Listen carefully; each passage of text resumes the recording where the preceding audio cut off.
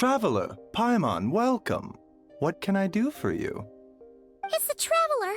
She looks absolutely beat these days. She has these huge dark circles around her eyes, like she hasn't slept a wink. And she keeps spacing out. You have to call her name several times before she snaps out of it. What do you think it is? Is she sick?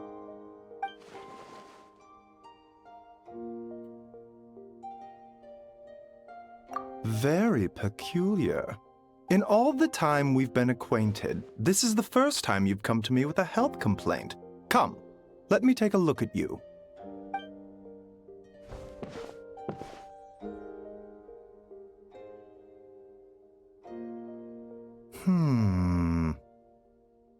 Okay, Paimon does not like that expression, Baiju. It's not serious, is it? Complexion is good, eyes are clear, breathing is steady, pulse is strong. Physically, you appear to be in good condition, Traveler. In theory, your energy level should reflect that. You should be feeling right as rain. Hence my concern. A clean bill of health is usually a good thing, but in this case, it likely means your situation is more complicated. Physical illnesses come with detectable symptoms that can be used to diagnose, medicate, and cure the condition. But afflictions of a non-physical nature, they fall outside a doctor's realm of expertise. Huh? What do you mean, non-physical nature? Curses, dark magic, it's hard to say. It could just as easily be a simple case of mental fatigue. Why don't you rest here for a bit? Whatever it is we're dealing with, clues to your condition are sure to reveal themselves in time. Once we know the root cause, we can administer the right treatment.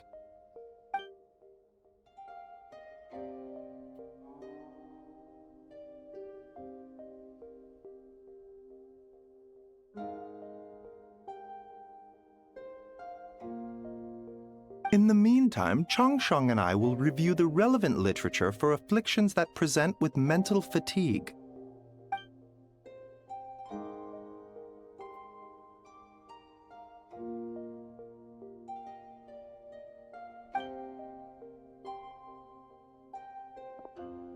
Oh, must be a rare condition if not even Baiju and Changsheng have seen it before. Well, all we can do is take their advice. You look like you're about to collapse anyway. Just get some rest. Paimon will be right here by your side. Fingers crossed you'll be all better when you wake up.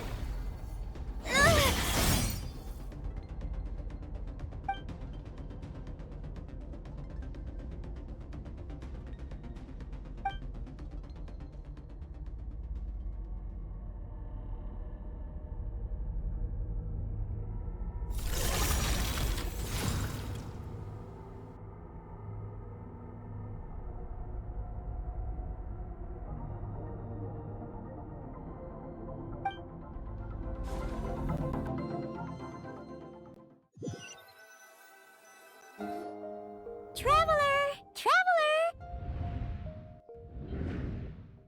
Rise and shine! Time to wake up! For once, you're making Paimon look like an early riser. It's already afternoon. Hopefully all that sleep did you some good. Feeling any better? A cut? What? Did you scratch yourself in your sleep? All right, let Paimon take a look.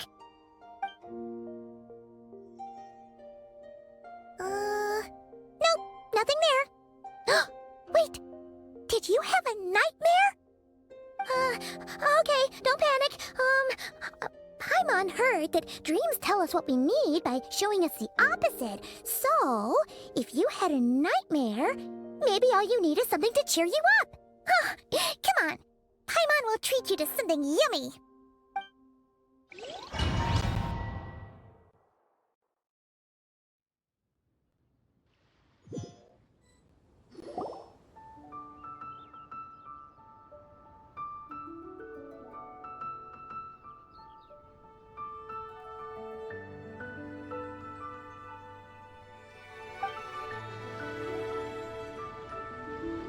What? So, in this dream, you were trapped in a weird place with thick fog everywhere, and then a spike came out of nowhere and stabbed you in the back? Oh. Okay, well, that's a new one. Are you sure it was a dream? 'Cause from the way you describe it, it sounds like you were really there. But then again, you woke up right where you went to bed, and you were definitely in a deep sleep this morning.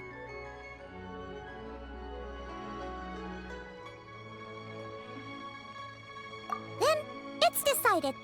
Paimon will stay up and watch over you tonight. If anyone tries to mess with you, Paimon will beat him up. Or, wake you up first and then we can beat him up together.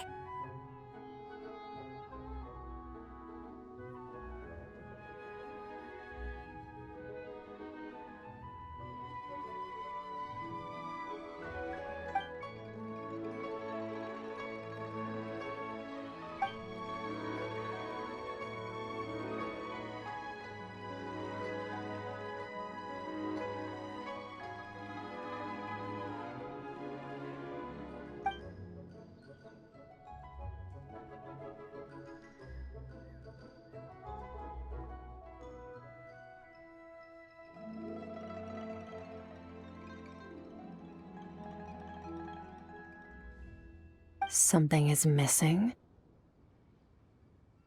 Did you just say something? The flesh remains whole, but the soul is incomplete. Left unresolved, the mind will wither away along with it. Ah! What the? Wait! Paimon remembers you! You're Child's master! Skirk? Right! What are you doing here? The last time we saw you was at the Primordial Sea in Fontaine, right? But then we left and never learned where you went after that. Child's been looking everywhere for you, by the way. What brings you to Wanmean Restaurant of all places? You came here looking for us?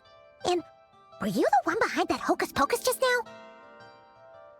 Tell me, what is it that you saw? Tight-lipped, huh? I suppose that's fair.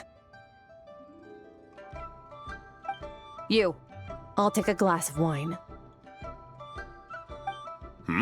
Oh, of course. Coming right up. We make this one in-house. It's not too strong. Enjoy. Chef Mao, I'll take a grilled tigerfish over here. Coming right up. If I knew we'd be this busy, I wouldn't have approved Shenhe's vacation. At the end of the day, what happens to you is of little consequence to me. I'm not here to try and win you over. Trust me or not, the choice is yours. If you want my help, now's the time to speak up. You have until I finish my drink.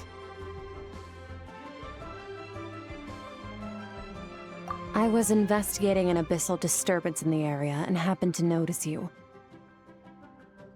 Part of your soul is damaged, and the wound bears traces of abyssal corrosion. Need I say more? Neither of those things sound good.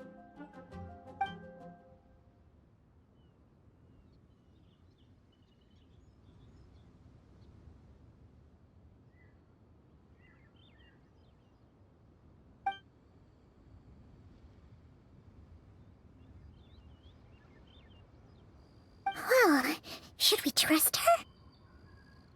She mentioned an abyssal disturbance. Maybe that has something to do with what's going on with you.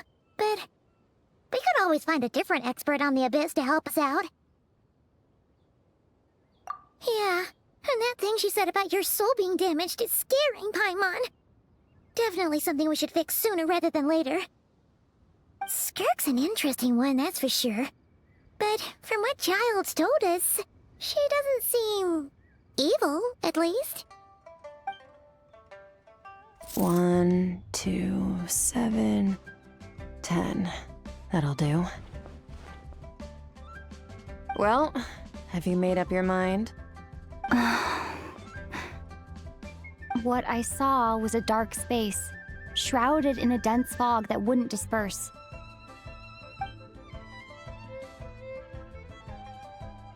So that's all we know, Miss Skirk. Ma'am, can you help us? So, you couldn't disperse the fog. I understand. Come find me in the Guili Plains when you're done here. Oh, and I left cash for the drink on the table. Settle the bill for me, will you? Oh, okay. Huh? She disappeared!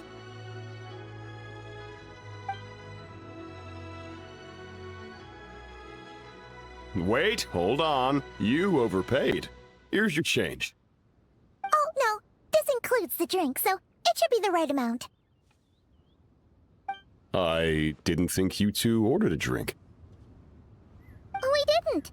It was that lady who came and sat with us, remember? You brought it out to her yourself. You sure? I could have sworn there were only 2 of you at that table. What? What'd you put in their dish, Chef Mao? Some kind of hallucinogenic mushroom? You got them seeing things. Seeing things? Wait, so neither of you noticed her? Young lady? About this tall? Wearing a purple dress? She ordered a glass of wine! Oh, now you mention it, that vaguely rings a bell. And it looks like I did open the wine jar, so it must have just slipped my mind. In any case, that settles your bill. Come again soon. Coming! Okay, what was going on there? It's like they didn't remember Skirk being there at all. Even Paimon was half convinced we hallucinated the whole thing. But that Mora she left for us was definitely real. Oh, this whole situation is giving Paimon the creeps. But anyway, she told us to head to the Guili Plains, right? Let's not keep her waiting.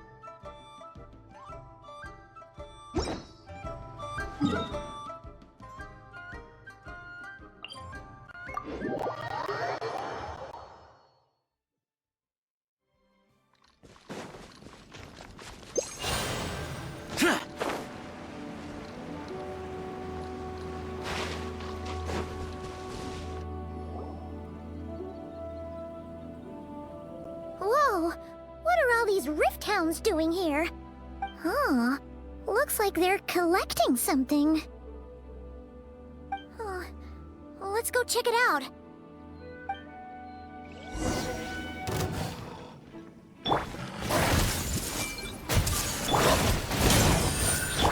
Illusion shattered! Boring!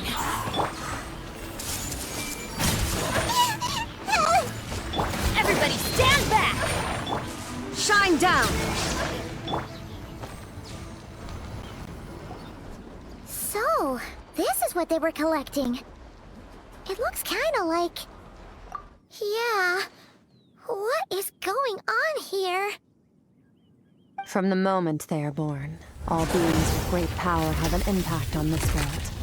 Even if their body is sundered and their soul extinguished, their influence remains. Gods are the most common example of that. The remnants of gods who fell thousands of years ago remain buried deep within the earth, carrying within them a warped will and a dark curse. Together, these remnants form what you call god remains, and it appears that some of those sealed here were dug up and removed. There are traces left, but they're fading fast. What are you doing? Nothing! Just wanted to make sure you were... real? She's definitely not a ghost traveler. Paimon poked her, and she's solid. Your life hangs in the balance, and that's what you're fixated on? Strange set of priorities. It was just a trick to avoid being perceived. If someone notices me, those memories are erased.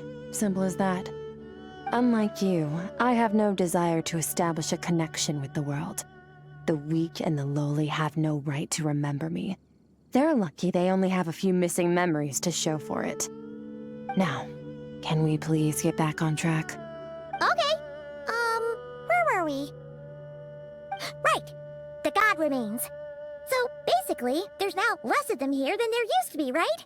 Isn't that a good thing? In our experience, god remains are 100% bad news. A lot of terrible things have happened because of them.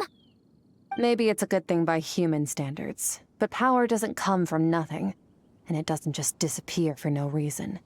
The remains aren't just gone. They were taken. Very clever, Traveler. You aren't the only one who had something taken from you. There are victims like you everywhere. The only difference being, you can speak, and the remains cannot, so it went unnoticed. Something similar happened in Sumeru. Within the span of one night, countless consecrated beasts were slaughtered, and a large amount of the god remains buried in the desert went missing. Of course, god remains are just one of the targets. The culprit is chipping away at sources of power all over this world, including the Stella Fortuna above. Wait, you mean... the stars? Mm-hmm. 42 of them have died out in the past few months alone.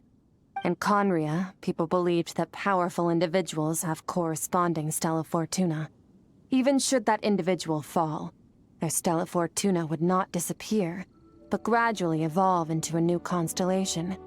Yet now, stars are disappearing from the skies entirely, and it's not hard to deduce what's happening to the power they contain. Something has been leeching power from this world like a parasite steals nutrients from a host. And now, it's no longer satisfied with the remains of the dead. It wants you. This time, it only took a fragment of your soul. But next time, there's no telling how far it could go. No one knows. All I know for certain is this. Getting back what you lost will not be easy. Considering how much power this entity has stolen, it must be a god-level being by now at least. But that's not the real concern. Souls are fragile things, and yours could easily be crushed if you go up against it. So you're gonna help us, right? We're going to help each other. You are my ticket to uncovering this thing's true identity. Well, great! You seem super strong, and you know a lot about the Abyss, so Paimon will take it. Don't get all mushy on me. All I'm doing is helping you get back to normal after a sudden crisis. And I should warn you, getting mixed up with me can have unforeseen consequences. We're on very different journeys.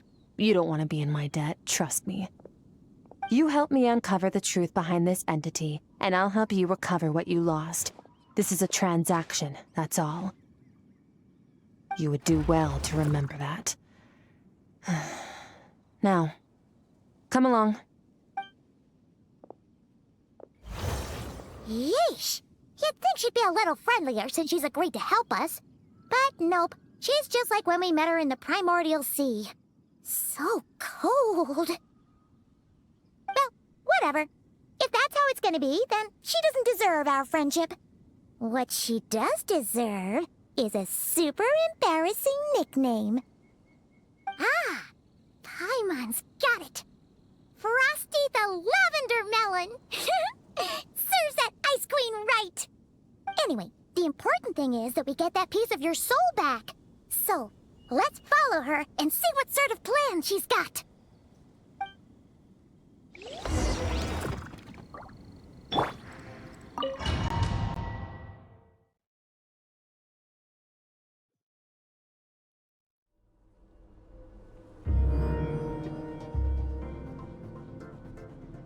Whoa! This place is way bigger than Paimon expected.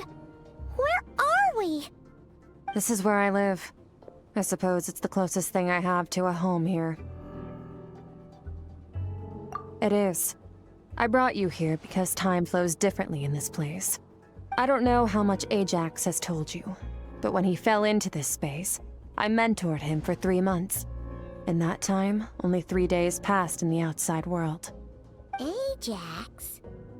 Oh, right! That's Child's real name! Yeah, Paimon remembers him mentioning something like that. So, a month here is equivalent to 1 day in the outside world? That should mean we're safe from that power-hungry soul snatcher for now, right?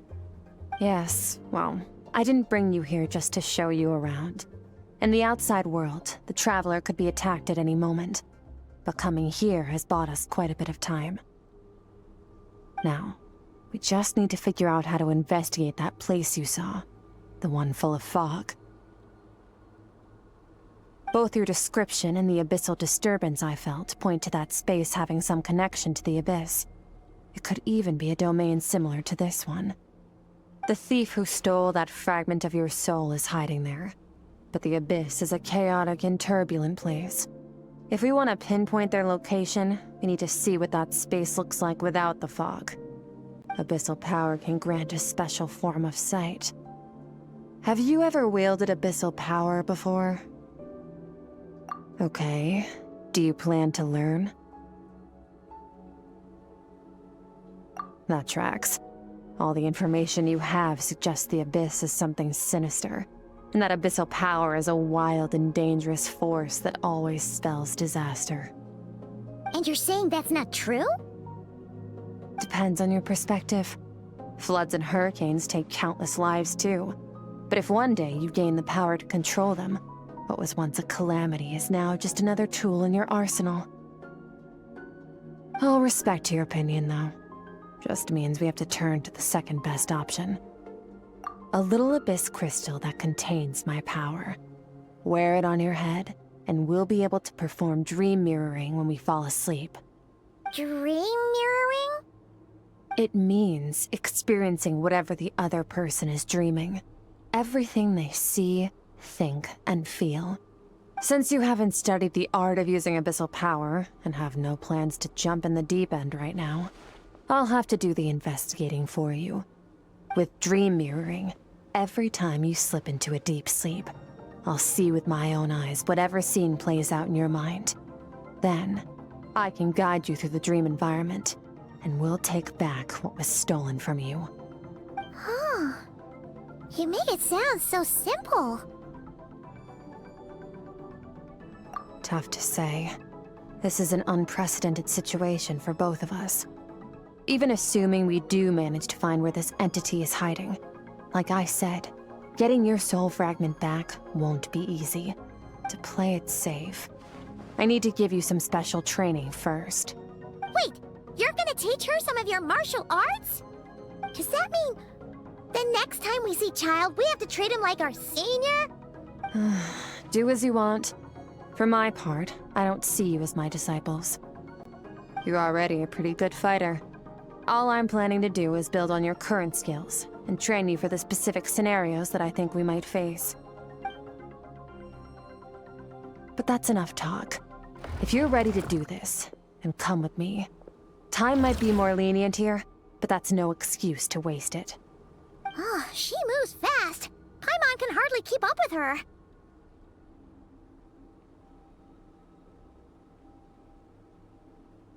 So, special training, huh? Kind of a rare opportunity. With your skills, there's not a lot of people qualified to train you. The last time something like this happened was probably anti-Raiden Shogun training, right? Oh, feels like a lifetime ago. Skirk seems pretty strong too, though. Remember how she said that the all-devouring narwhal was just her master's pet? Maybe we really will learn something here.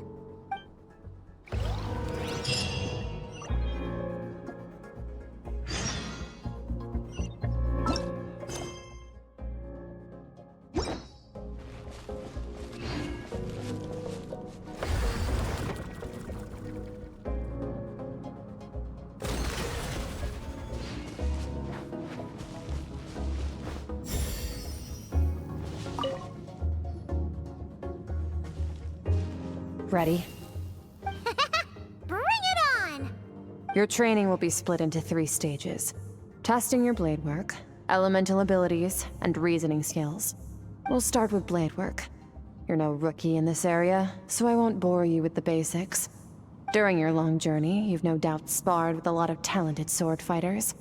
Consciously or not, you'll have picked up all kinds of techniques from them. You bet! There's Kaya, Master Jean, Kuching...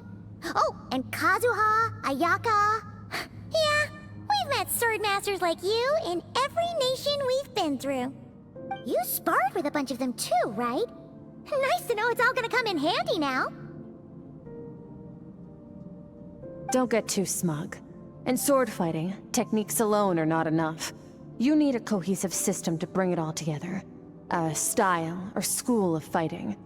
To use the human body as an analogy, your style is your skeleton, the foundation, the framework. Techniques are the muscles and other flesh attached to the bones. This is where your strength comes from.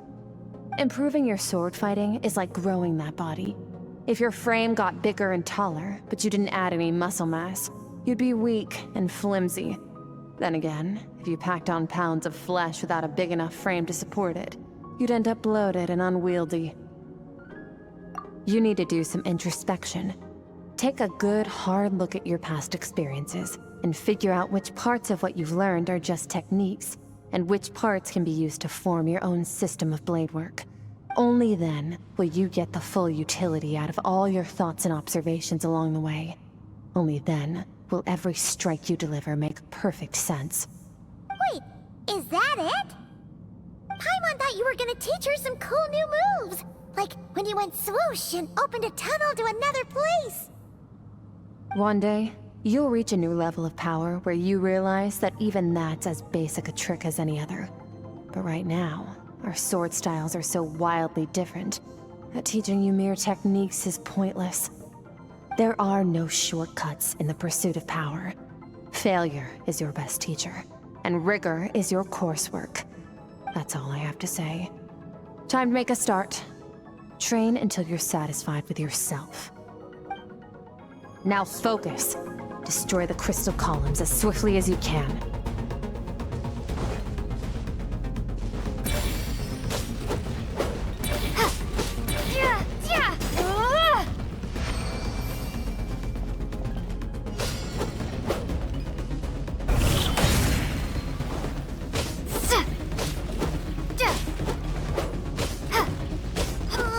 This is making Paimon's head spin.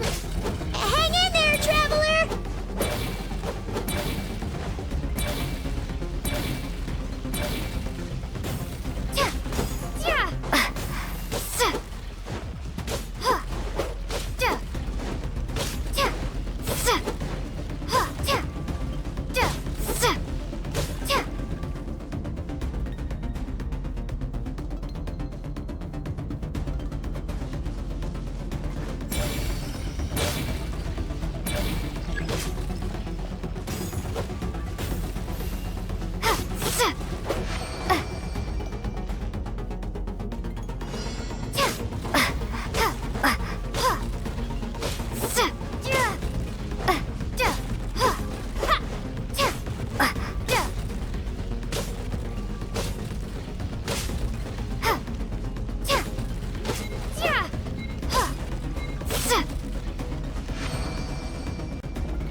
Stay calm. Use your head. You have to keep it together.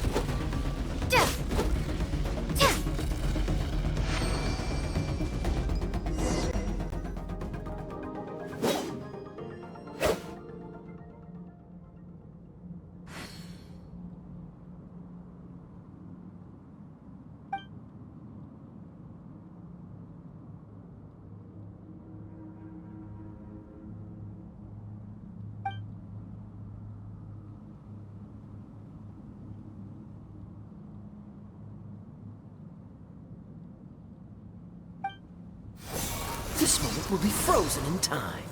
Cut to the chase.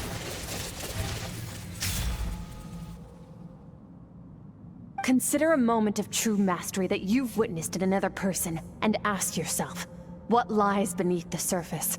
What's their guiding philosophy? What's their state of mind as they maneuver their weapon? Now take that and practice it right away with speed, skill, and strength, over and over, until your hand is one with your mind. This is the only path to true growth. Step on up. Dance with the waves.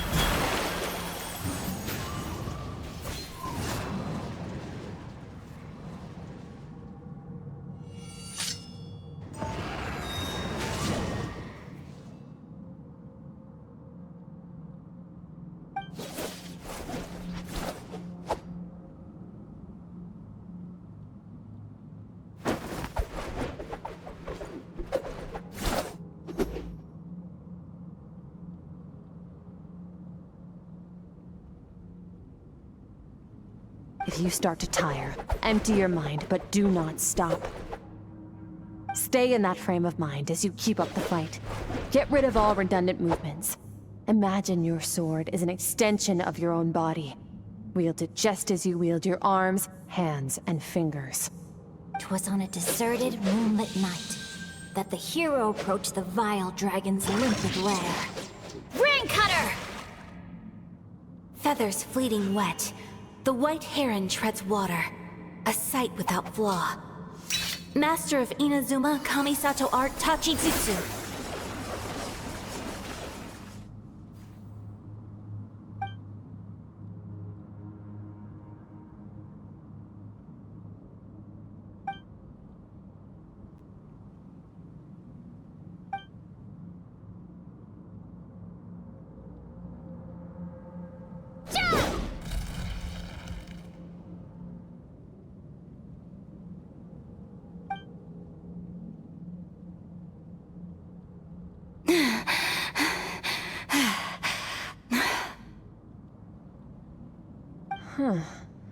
Looks like you've made some real progress.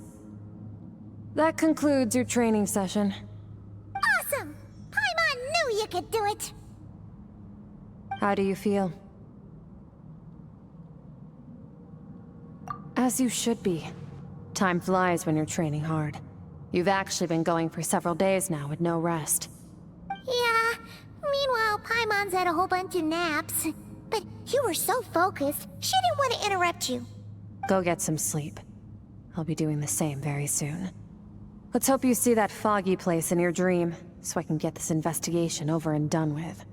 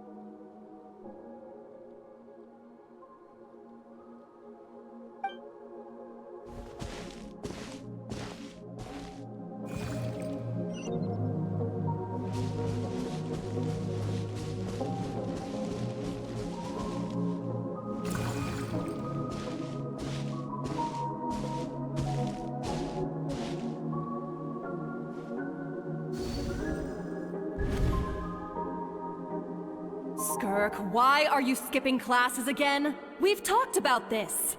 'Cause he's a crabby old man, and he's a boring old man. I don't like going to his classes. Excuse me. You shouldn't talk about your teacher like that. It's very disrespectful. All right, let's not get into a big fight about this. Skirk's learned what she needs. There's no point forcing her to sit through more classes if she doesn't want to be there. But I'd still love to hear about what you got up to yesterday. Why don't you tell your dad all about it?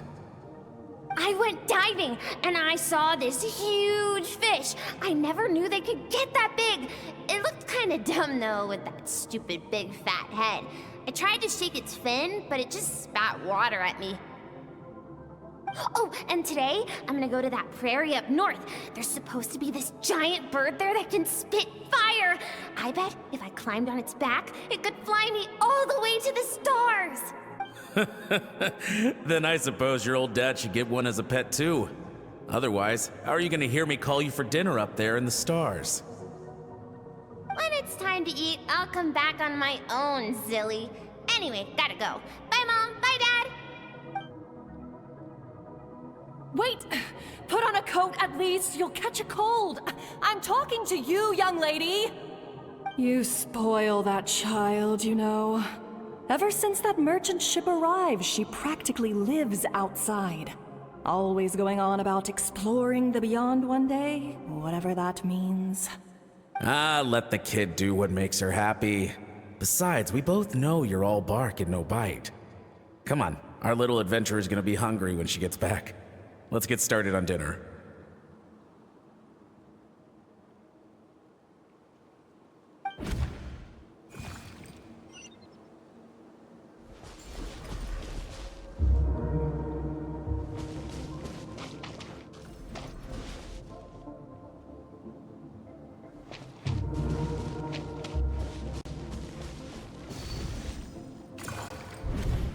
The stars shimmer high above.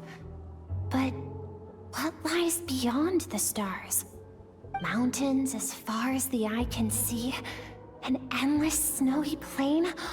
Or maybe buildings taller than the sky, like the people from the merchant ship said? I can't be the only one asking these questions. The universe is fascinating. If only I could meet some other people like me. We could set sail together and explore every corner of the world. I'm sick of being a kid. There's so many amazing things out there, and I'm ready to see them all. But for now, I'm starving. Better get back.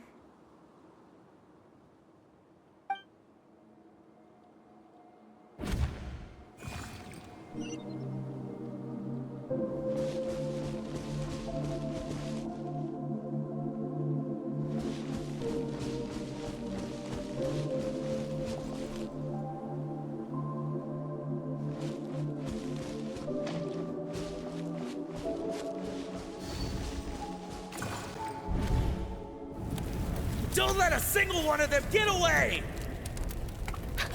No, please, spare the children! Stay back! They're coming! Run! Help!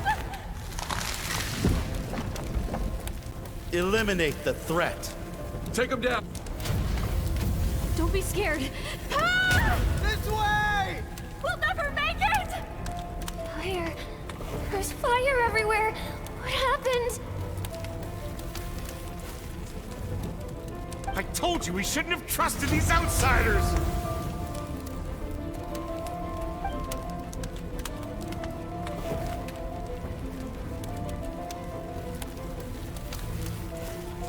Why are you doing this? What did we do to deserve this? We welcomed you with our finest food and drink, showed you the best our home has to offer, gifted you cloth dyed by our own hands. And this is how you treat us? Run! Save yourselves! Captain, Zone 3 is clear and we have Zone 2 surrounded. Begin extermination. Remember the orders from upper command. No one is to be left alive.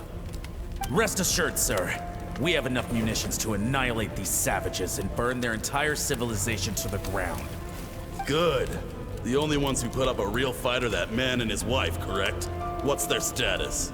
We shot the man in the ankles and the wife broke her wrist attempting to fight back. They won't be doing much more fighting. They're holed up in their home for now, but they won't last long. To prevent them from making some kind of last stand, we're planning to clear out the other zones first so we can send a bigger squadron to surround them. Well, well. Turns out some of these beasts do know how to use their claws. Now the threat these savages pose will be undeniable. Let them cling to what's left of their lives for a little longer. Once the other zones are cleared, I'll cut off their heads myself.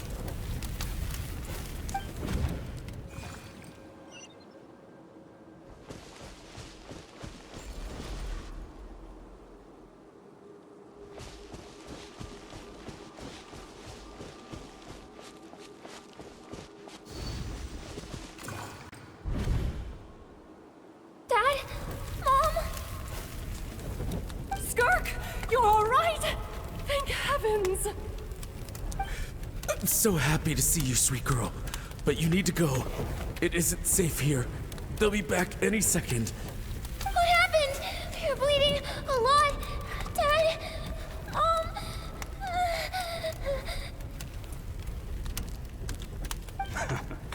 This is the place. Alert all units. Prepare to surround.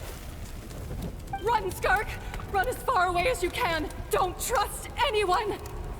Your dad and I, we're not afraid to stare death in the face, but we need you to survive. My clever girl, so curious. You're already so brave. I know you're going to grow up to be such a positive light in this world. Whenever you miss us, just play this song. Remember, life is a gift. Don't let darkness claim it. Break down the door! Look what we have here. A savage that can pluck a tune. Well, the show's over.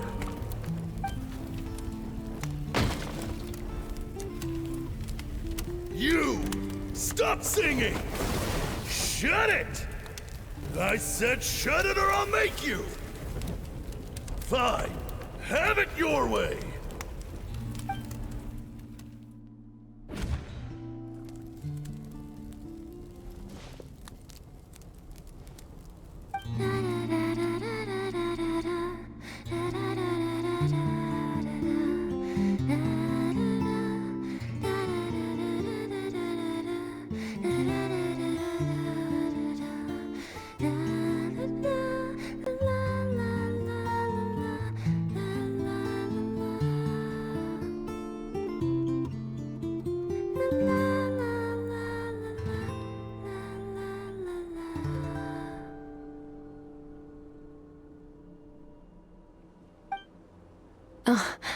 You're awake? I found a few clues while you were asleep, but it's only a start. Now, time for the second stage of your training. This time, the focus is elemental energy. Come find me when you're ready to begin.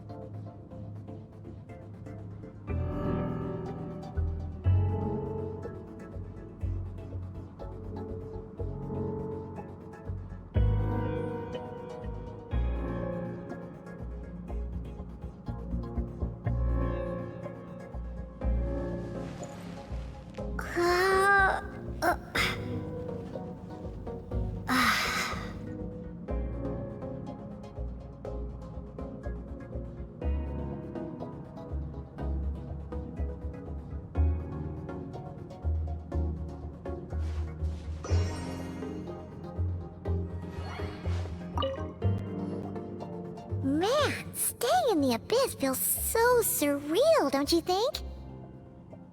No day and no night. It's like time hardly exists. If we weren't careful to keep track, it feels like we'd have no idea how long we've even been here. Well, except for the fact that Paimon still gets hungry like clockwork. You go do your training. Paimon's gonna grab a bite.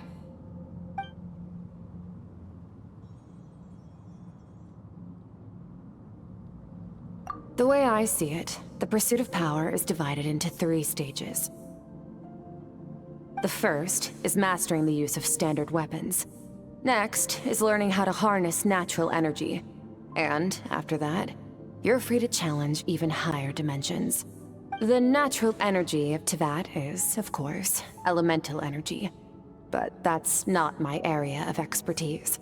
I draw from a different source of power. Abyssal power, yes.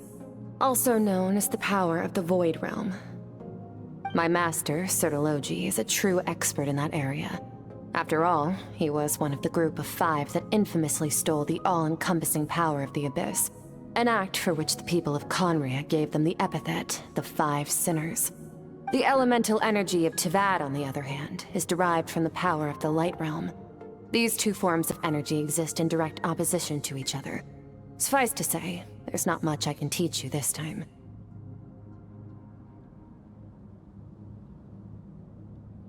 A keen observation, traveler. Call it respecting local norms. The Abyss stands in direct conflict with the will of this world. So, to make my life easier, I disguise my power to make it appear cryo-like in nature.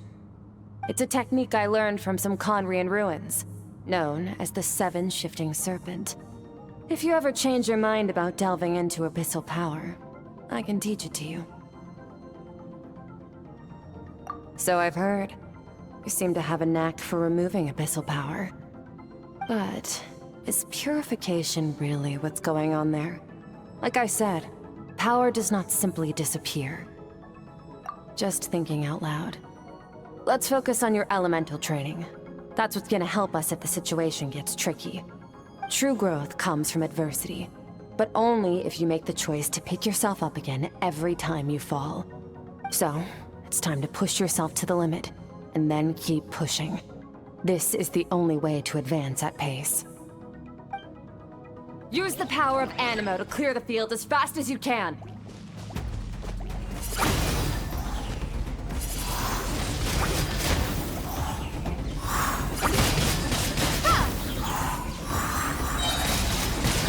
Windblade!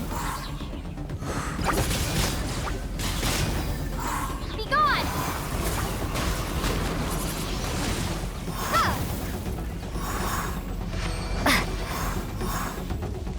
Observe your surroundings. Look for things you can use to tilt the scales of success in your favor.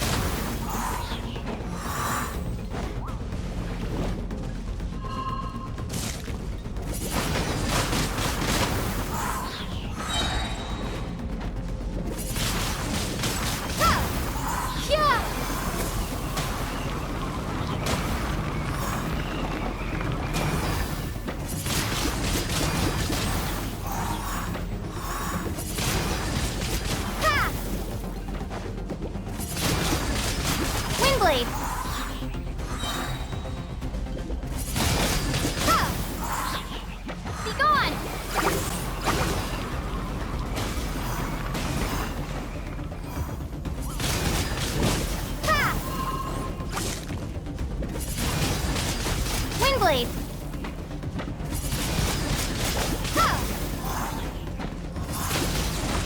Windblade!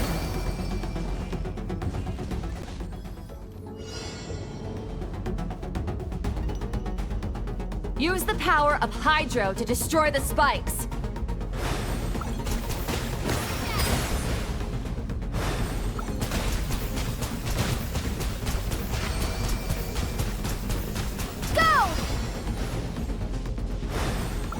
Faster! Don't give them a chance to strike you. You need to be quicker than you were in your dream. You can't afford another injury like that.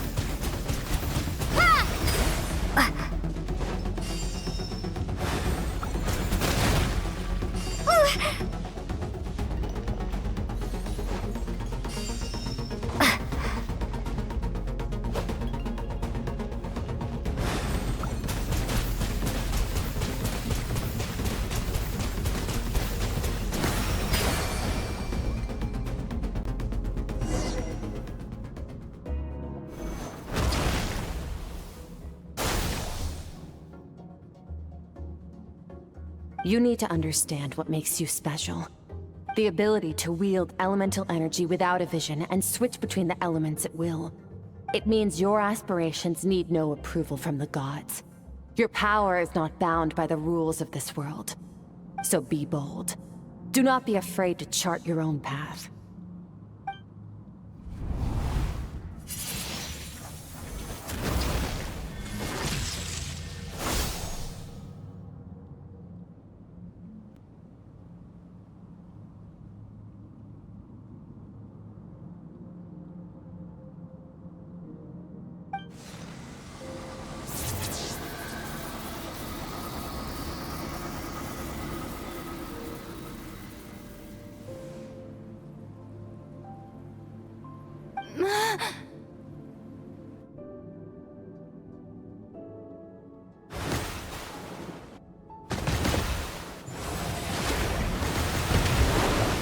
Very good.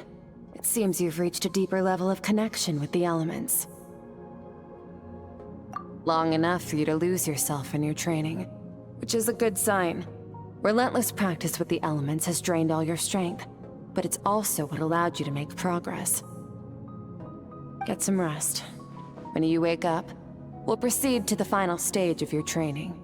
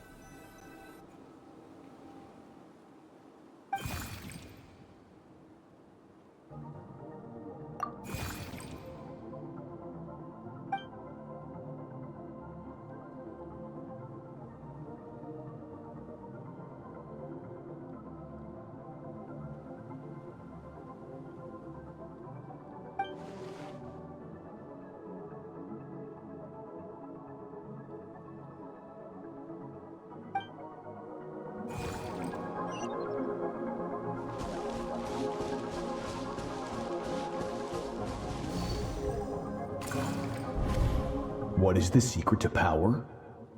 Longing, hatred, self-preservation. No, it is fear. The fear of losing those you love. The fear of watching your home burn. Fear of loneliness. Fear of death. Fear is the source of evolution. It forces humanity to adapt to their environment and overcome hardship.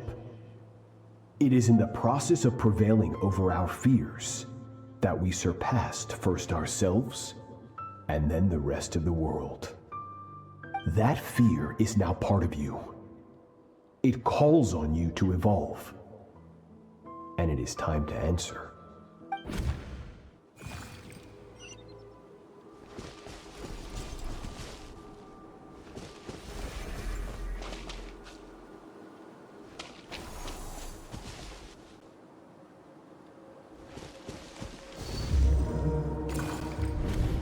Any minute spent missing home is a minute wasted. Practice your sword work instead. Do not make me tell you twice.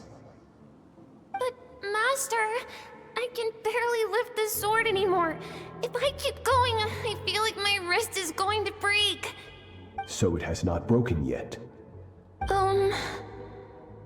Then pick up your sword and keep practicing until it breaks. I want to hear the cracking and splintering of bone. After all, bones can always be reset.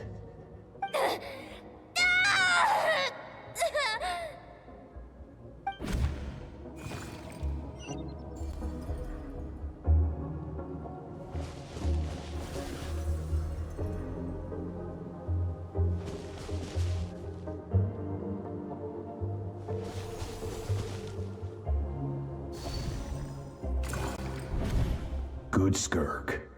Once again, you survived. How do you feel? cold and pain. These are signs that you are adapting to the abyss. Each time the flesh is torn and the spirit crushed, each time you claw back from the brink of death, you become stronger. I now understand why these people sought to destroy your homeland. Your potential goes beyond even what I could have anticipated. But you still have much to learn in your pursuit of strength. Your mind is rife with distractions. From now on, I shall show no mercy in your training. You must learn to shut out all the pointless emotion, crush the self that makes you weak, and become master over your physical form. Get up, Skirk. Wipe the blood off your face. Cut away the rotten parts of your flesh, and mend what is broken. Then take up your sword.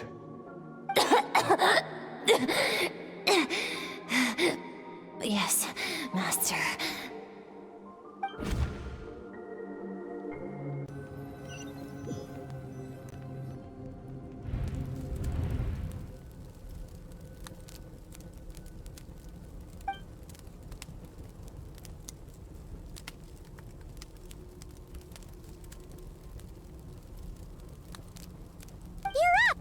Hopefully you got some good rest. Skirk said to tell you that she's ready to start the final stage of your training whenever you are. So, want to head over now? Or did you want to wait a little?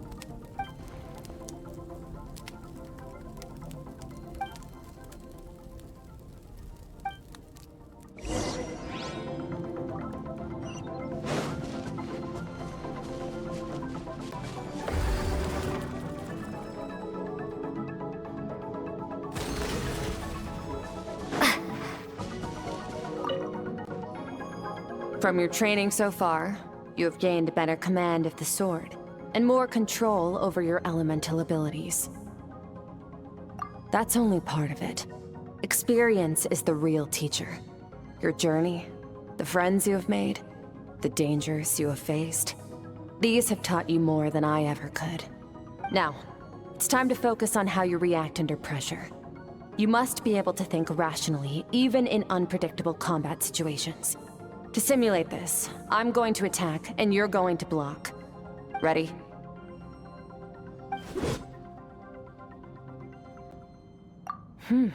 Not bad. That defensive stance looks near unbreakable. Just like your brother. Huh, that reminds me. You still don't know what happened to him, do you? Hey, no fair! That's cheating! You think every opponent has the same moral code as you? You can denounce their deplorable methods all you want, but only if you live to tell the tale. The dead don't get to complain. Strong emotions will always arise in combat. Anxiety, anger, fear. But a true warrior is never at their whim. Only when you are free from the influence of emotion can you make the right choice, no matter the situation. How amusing. Almost sounds like you think you know me. But you don't. You can choose your own path. We are not the same. Let's begin. Try to use reason over emotion. Make the most rational and advantageous decision in any given moment. This is your final training session. Look alive. Same drill as before, but this time I'm going to interfere. Hold your focus.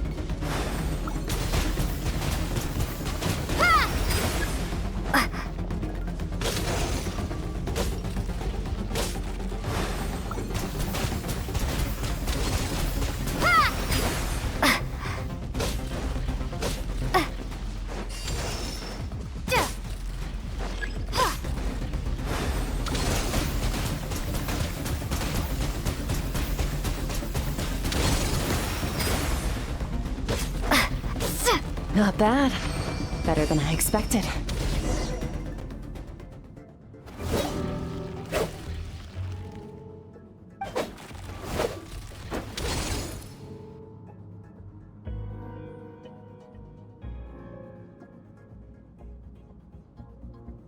You're getting the hang of it.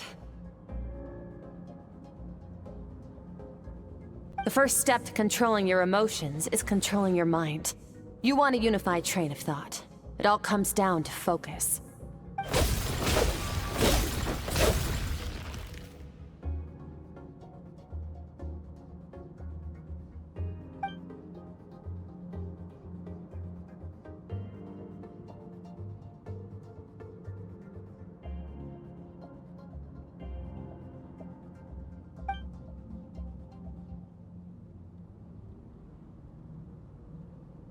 Your mind is rife with distractions. From now on, I shall show no mercy in your training. You must learn to shut out all the pointless emotion, crush the self that makes you weak, and become master over your physical form.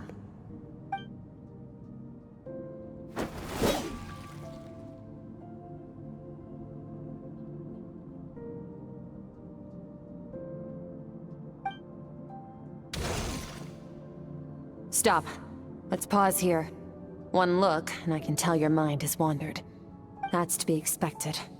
There's a limit to how long a human being can concentrate on one thing. Staying calm and focused sounds simple in theory, but in practice, it's more demanding than sword work or elemental abilities.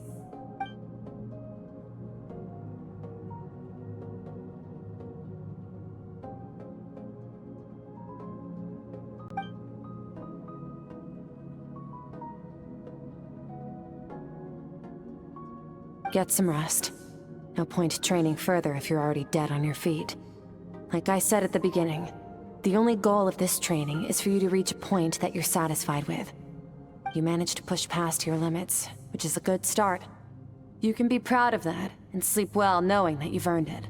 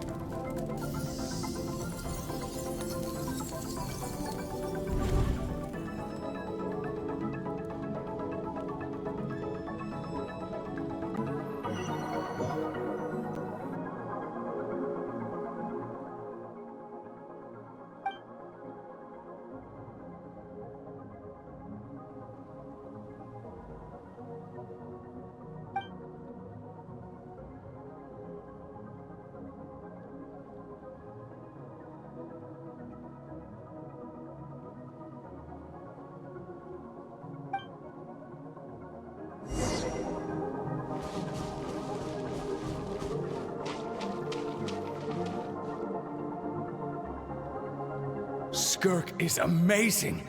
She faced down that terrifying giant and cut its head clean off. Oh, she got hurt though, didn't she?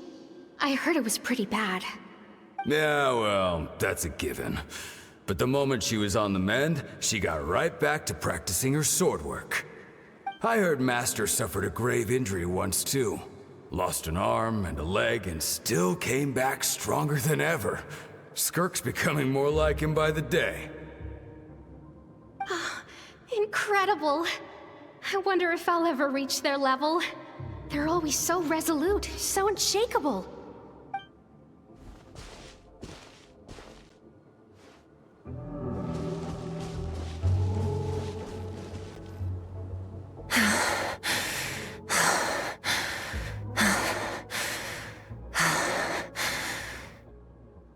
Pathetic. You're not even trying.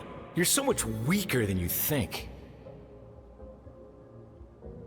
Skirk, have you become a positive light in this world?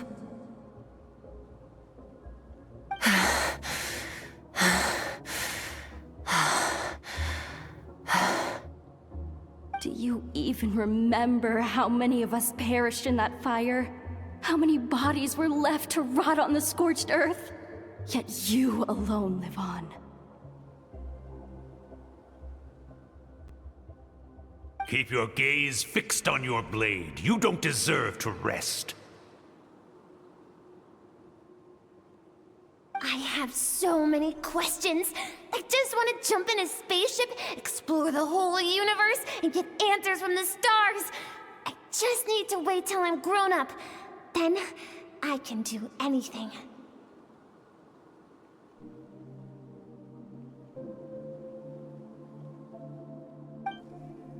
Now, you must bid farewell to who you were in the past, and become someone stronger. Run! Skirk! Run! Only death awaits us here. Keep running, and don't ever look back.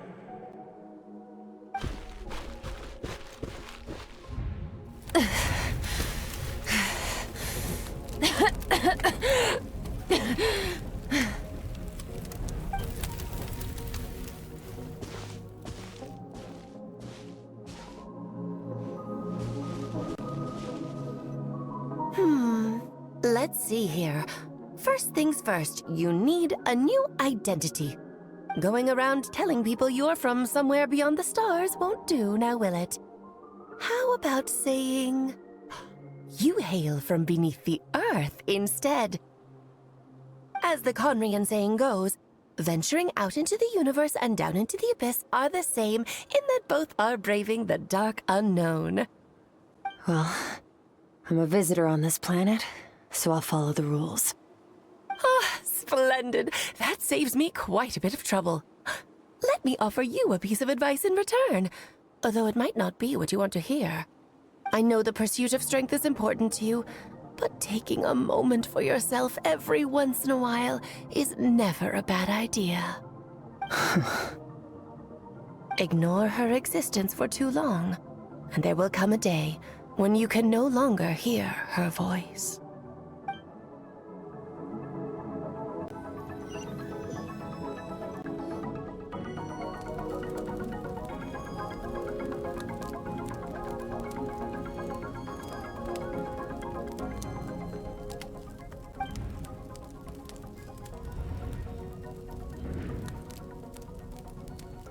You're awake!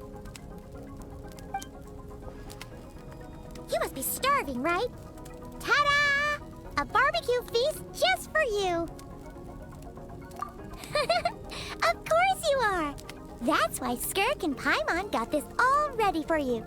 Dig in, before it gets cold. Ah, well, if you're around someone long enough, it's bound to happen. Plus, Skirk can cook. So, Paimon decided she can forget the whole Ice Queen thing. Paimon's not one to hold a grudge. Here's an idea. Let's save the chit-chat until after the meal.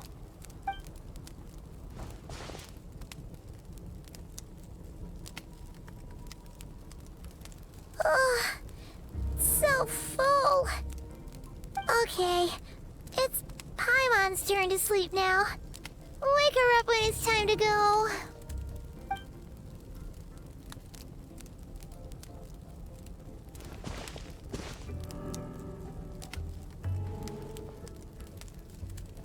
I have good news. First, your training is complete. You have what it takes to wield immense power. Now it's just a matter of putting it into practice. Continue to learn from your journey and hone your skills against formidable opponents. Second, I've located the culprit we've been searching for. Next, you just need to retrieve the missing part of your soul, and our business will be concluded. When Ajax trained with me, he once told me he was bursting with questions. So I allowed him to ask me 3 of them before he left. You and I may never meet again, Traveler. So if there's anything you want to ask me, now's your opportunity. Just like Ajax, I'll answer 3 of your questions.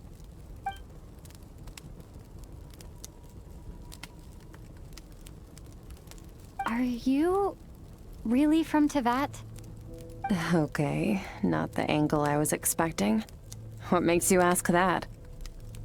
I'm sorry I didn't tell you earlier, but while we were dream mirroring, I think I saw your memories.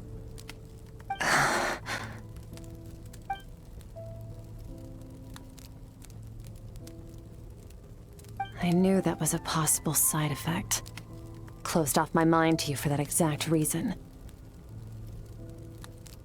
Even with the dream mirroring, you should have seen nothing but endless darkness.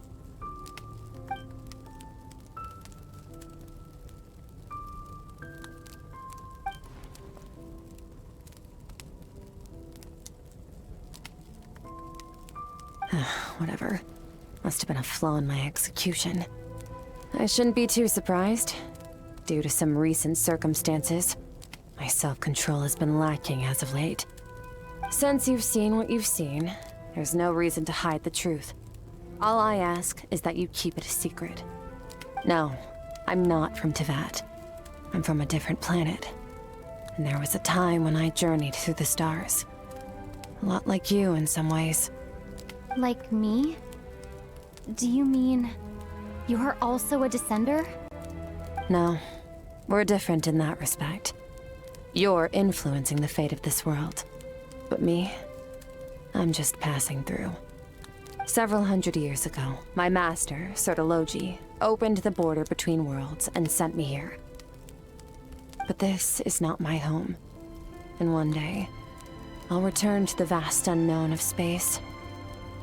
So, there you have it. On to your second question.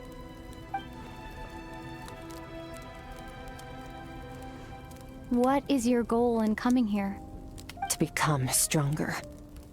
For certain reasons, I need to bridge the power gap between me and my master as quickly as possible. But first, I need to understand the source of his strength. To do that, I need to follow in his footsteps. Walk the path he once walked. And somewhere along the way, I'll find out how to defeat him. That is my sole focus and purpose. Okay. You have one question remaining.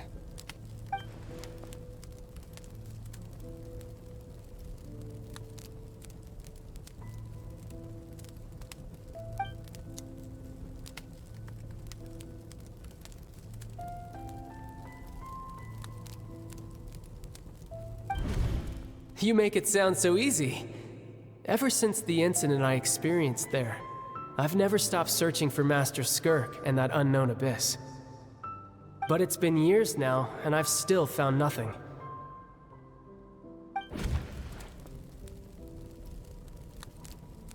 Well, your last question? You know Child is looking for you, right? Are you gonna let him see you? Ajax. His situation is different than yours. Before you ever crossed paths with me, you'd already encountered many formidable people, studied their techniques, and developed your own skill set. So, during your training, all I had to do was build upon that foundation. But Ajax was so young when he came to me. A complete blank canvas. Children can't help but imitate their role models. In the long run, that would only hinder his growth. Once Ajax has enough strength in his own right, I will allow us to meet again. Until then, let that motivate him to reach his full potential.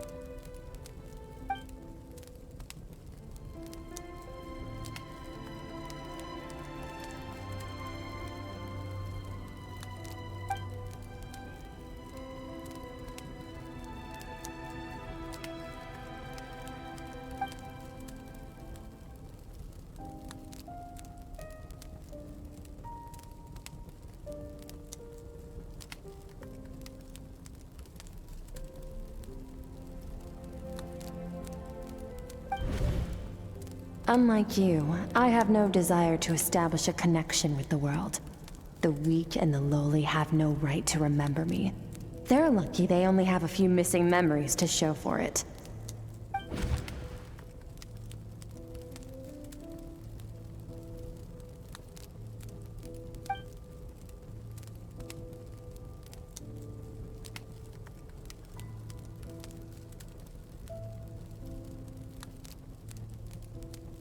Wake up your companion. it's time to go. Oh, and everything I just told you. Best keep it a secret from her as well.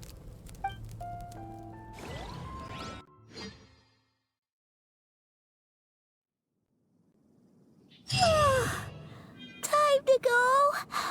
Oh, finally. Where are we headed? Just follow me. I'll open an abyssal rift close to the culprit's location. It will take us to where he's hiding.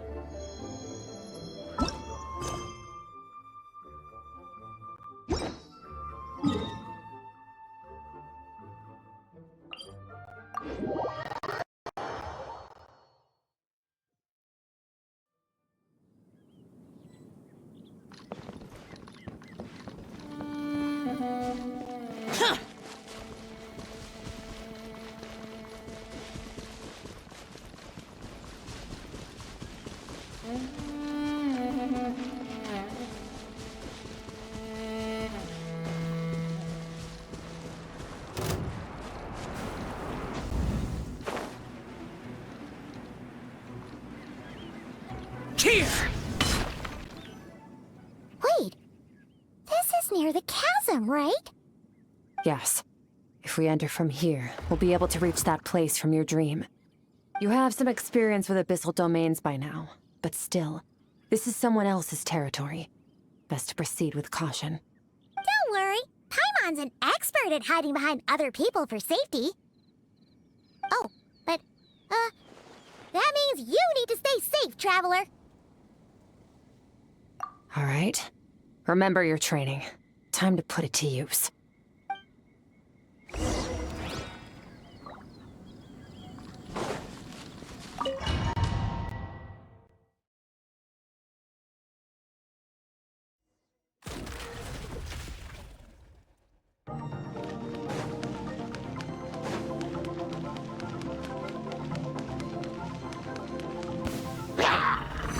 Extinguished!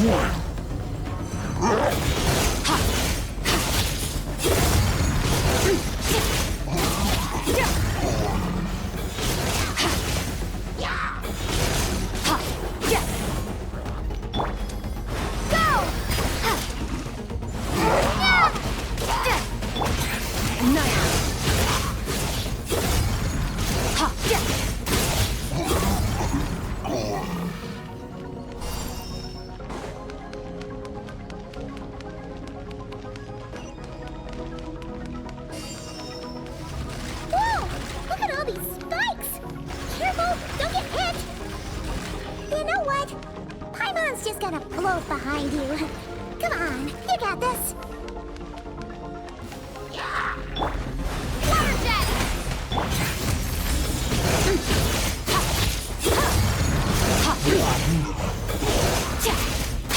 Hey, what are you two doing here?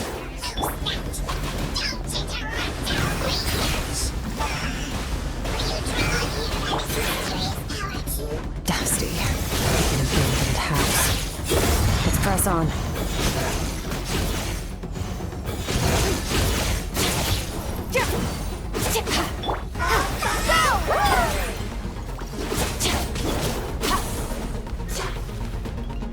Extinguished!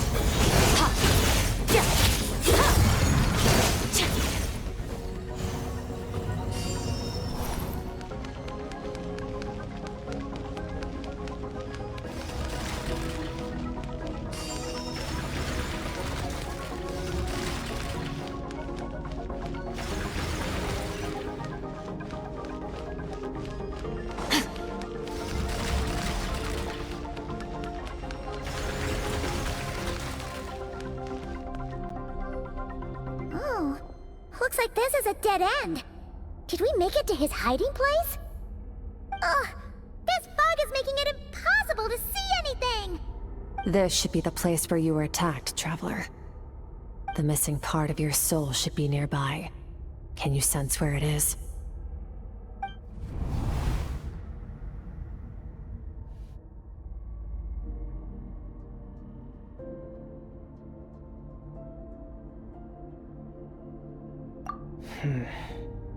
Our opponent must have covered his tracks just in case. Otherwise, you should have sensed it much more strongly. Hold on! Look! The spikes are back! Stay calm. Let's hold back a little. Give our enemy some wiggle room so we can see what we're dealing with. If you're too reckless, we might be playing right into his hands. Our enemy took part of your soul for a reason.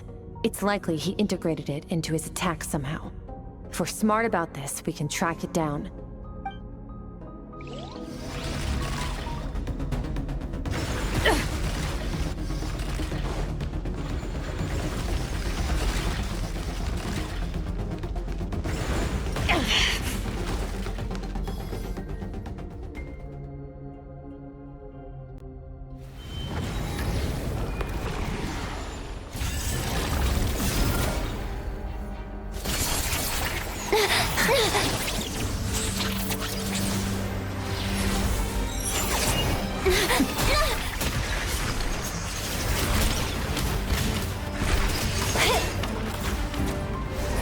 From the start, the attacks have been focused on me. Trying to break through my defenses? I see.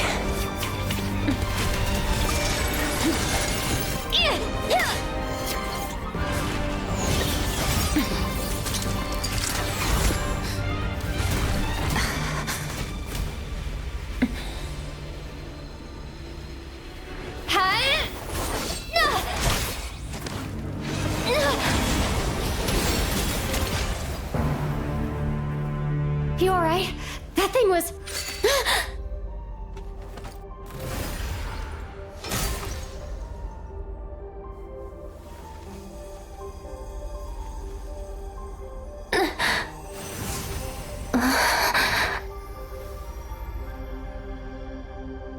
There.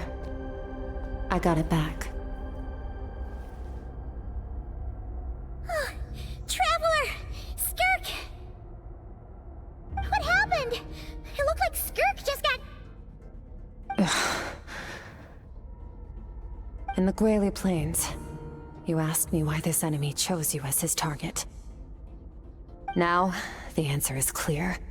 It's not just the fact that your strength is impressive. It's also because of your ability to, as you put it, purify abyssal power. Whatever that actually means. The fact is, that ability allowed him to do something that should have been completely impossible. Namely, break through my defenses and steal my power.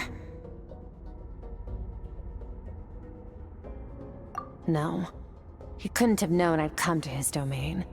He only stole your soul fragment because he knew the value of its power. I doubt he expected it to come in handy so soon. Call it fate if you want. I believe that's the term they use in this world for arbitrary coincidences like this. In any case, it works to our advantage. Once I realized what he was using that power for, it gave me the chance to get back what you lost. I'll cope. Well, done gorging? Good. Time to answer some questions. How did you get the power of the all-devouring narwhal? The all-devouring narwhal? Oh, of course! Paimon knew that spike thing looked familiar. It looks just like that narwhal's horn! I highly doubt you acquired that power through your own strength. Tell me I'm wrong.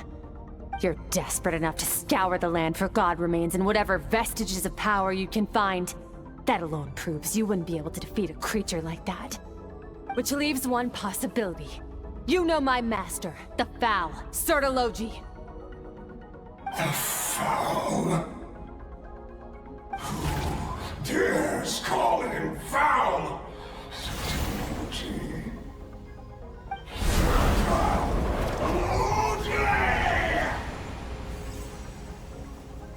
What's wrong? Bit off more power than you can chew? You're struggling to hold a basic conversation. Just a little longer. I'm still...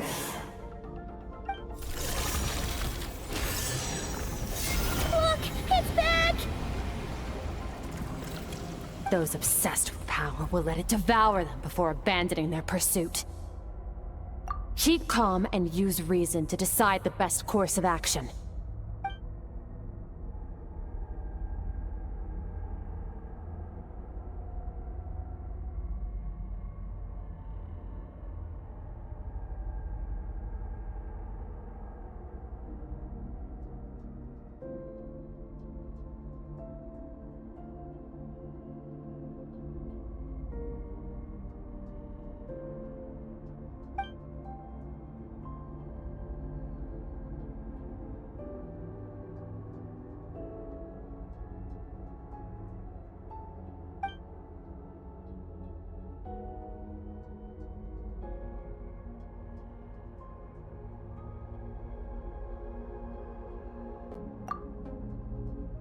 Wise decision.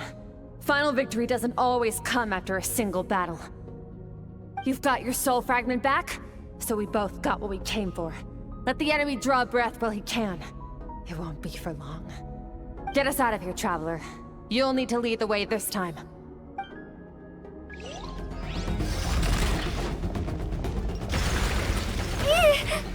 Skirk, is your shoulder gonna be okay? The wound is minor. It'll heal in no time. You should focus on getting out of here alive instead. Uh-oh! Falling spikes! Run!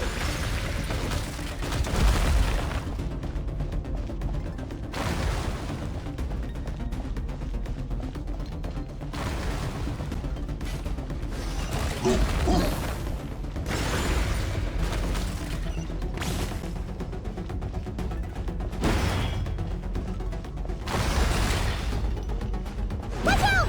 Looks like this place is about to collapse!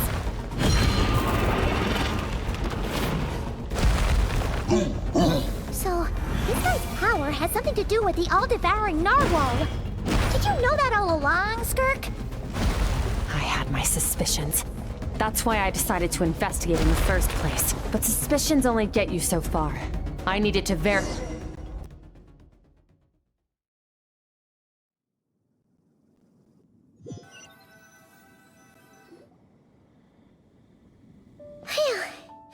Oh, we should be safe here, right? I no longer sense his presence. Can't have followed us out of that abyssal domain. Weaklings like him will find that my power is not so easily controlled. He won't be leaving that place until he's managed to digest it. You seem surprised. I suppose that's fair. You've seen but a fraction of what that whale is capable of. That gaping maw could swallow a planet whole. It's called the all-devouring narwhal for a reason. Devouring is what it does best. It can extract power from anything, dead or alive, as long as it manages to make physical contact. Yeah. When we had our run-in with that thing, Neverlet mentioned that it has an instinct to devour. Your dragon friend recognized the nature of its abilities and used the power of Hydro to protect you. That worked because it was in a satiated state, so it was a different story when it has no more power to feed off of. That's when its true voracious nature kicks in. It could devour everything on the planet in that state, which is why I cast it into that void space. But I hadn't counted on there being anyone left on this planet capable of wielding its power. To me, that says he must have encountered the whale a long time ago. Meaning, he must have known my master. Exactly. It told me everything I needed to know. Hence why I said we both got what we came for. And I believe that brings our transaction to an end. Now that you're whole again, you can get back to your own journey. I'll handle the rest of this situation myself. No way! We can't leave now! Something was stolen from you because of us! We have to help you get it back! This isn't my first taste of failure or losing power. When you fall, you get back up again and become stronger. That's how it is. But what if that monster finds you before you're all better? Plus, how are you gonna get home? It's not like you can just go swoosh and open a door to the abyss again. Not without your full strength. So, sticking with us for the time being doesn't sound so bad, does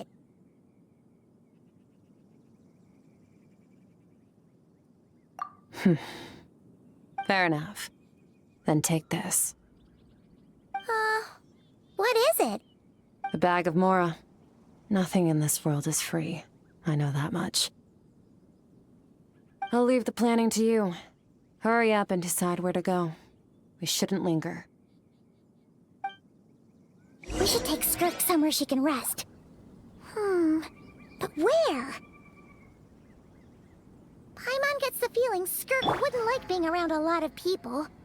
Oh wait! Baishu said we could rest in the back room of the pharmacy, didn't he? Let's head there!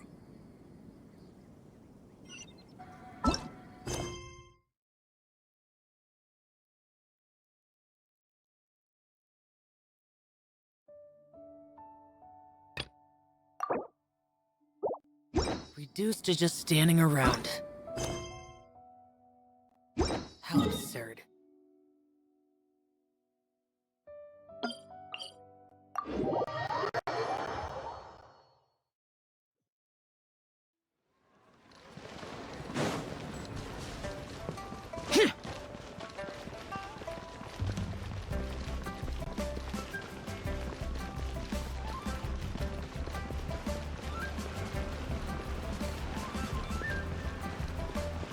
I don't want to. It tastes gross.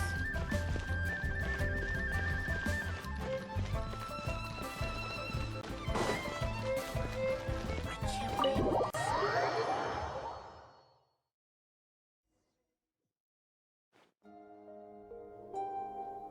Huh. This bag from Skirk has a ton of Mora in it. Does she have a job or something? Wait, no. After what we saw at Wamin Restaurant, that seems impossible. Can you imagine? It would go something like... I'll be collecting my paycheck now, boss. Oh, sure thing. Wait, who are you? Have we met? Huh. Can't hold a job if you make everyone forget about you. So, what did she do to get all this Mora? Ugh. Claimed some buried treasure, took care of a few monsters that were causing trouble. Nothing untoward. It's safe to use. Ah! You heard all that? A sonorous voice like yours is hard to miss. I wouldn't be surprised if the sound of it traveled to the nearest mountaintop. Then, did you by chance happen to hear Paimon's little, joke earlier? You mean when you called me Frosty the Lavender Melon?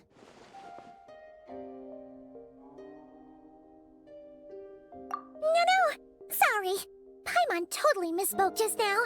She didn't say that at all. It was, a Paimon lookalike.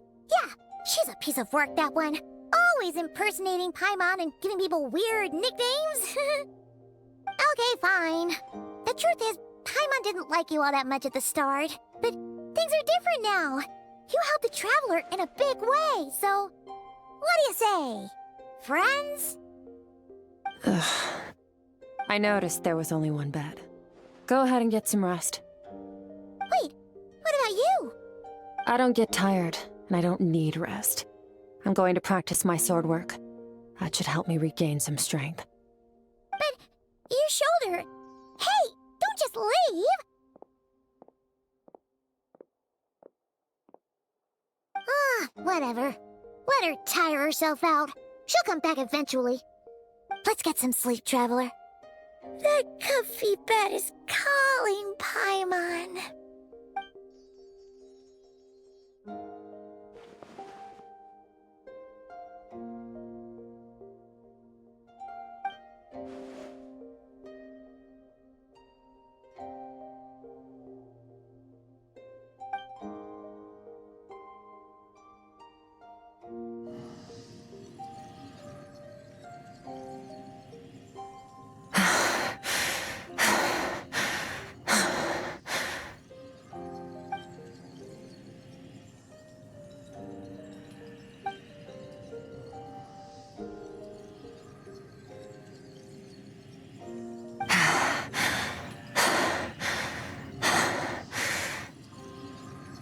Quiet.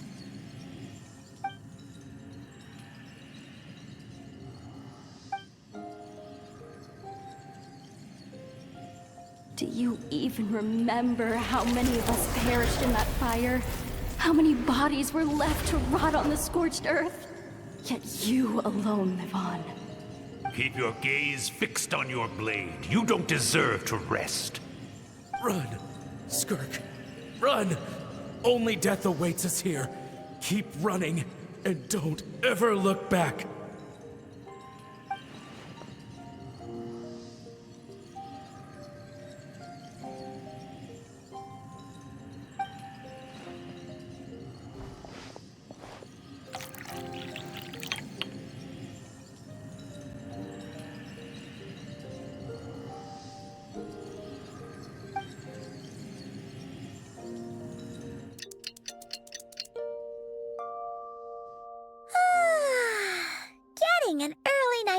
sleep is the best. That bed was so comfy. Wait, Skirk? Have you been sitting out here the whole night? The bed's all yours if you want it. About 60%. Maybe 70. Whew! Paimon thought it would take at least a couple of days. That was fast. No, not fast enough. That's 20% less than last time. Same training regimen, same intensity. Nothing felt different, but somehow the outcome fell short. No, I think the problem's with me. I need to meditate for the next 2 days. Deep introspection should help me find the issue. Ooh, sounds intense. We'll watch over you in the meantime, then. Thanks. See you in 2 days.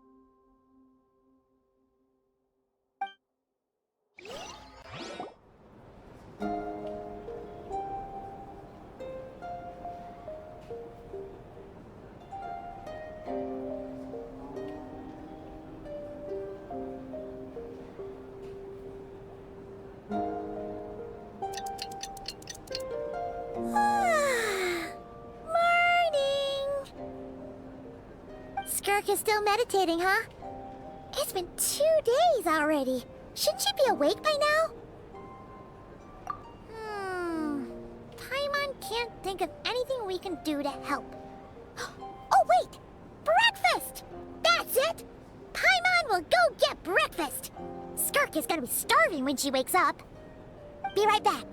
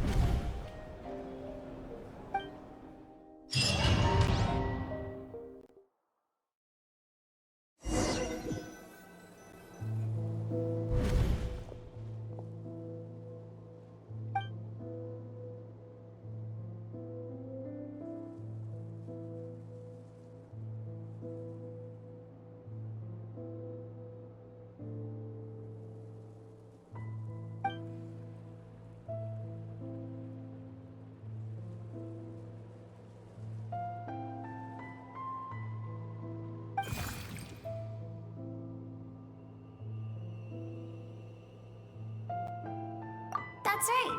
This is Skirk's inner world. Think of it as the threshold between the soul and dreams.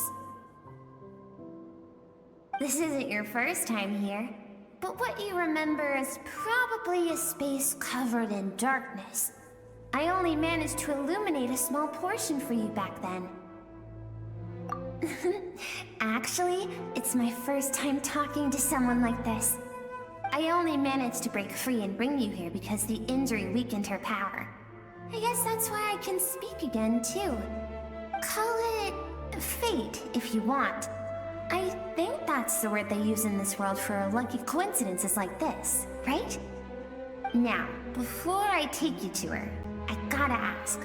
You're the first outside visitor to ever come here, so what's your impression of this place? Oh, you noticed. This river represents Skirk's strength. Strength accumulates over time. It is the summation of a person's lived experience. So this river is where all the fragments of Skirk's life should converge into a single stream of memories and emotions, flowing forward as one. But as you can see, this river has been severed numerous times. It's because Skirk doesn't like who she was in the past, and all she sees reflected in the river is a disgraceful shadow of who she was. She cuts through water and rock with the sword of reason, severs her connection with the past, and begins anew.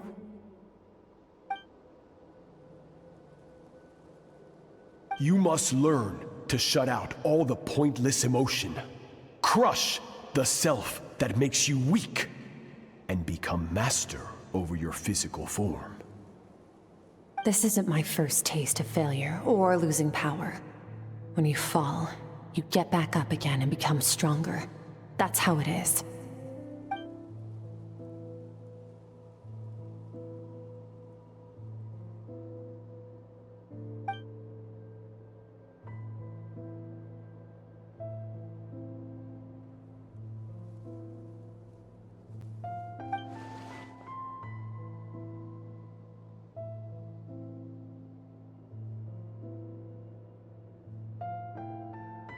The answer to one mystery invites another question, I see. Let's follow the river upstream. There among the cliffs, among the memories etched into her heart, lies the truth of it all. Soon, you'll understand everything.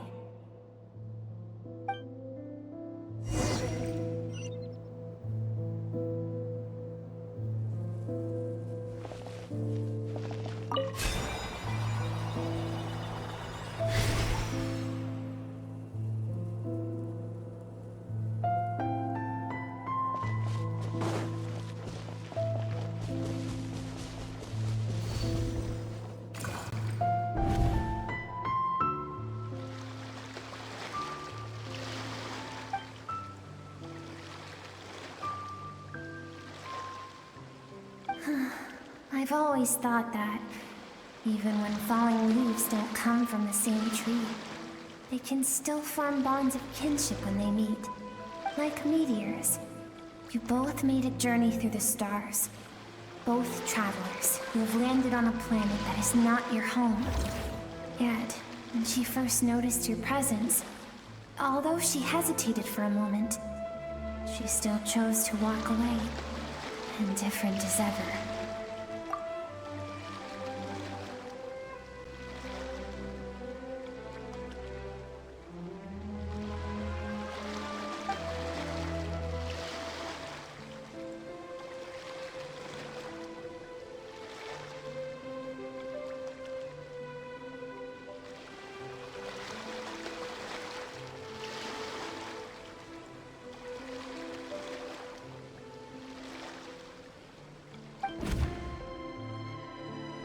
Seems like you've answered your own question. Skirk sees herself as a trespasser in this world. She's made a conscious choice to avoid altering its path. But the reason for that decision stems from events much earlier on in her life. Let's keep going. It's still a long way to the source of the river.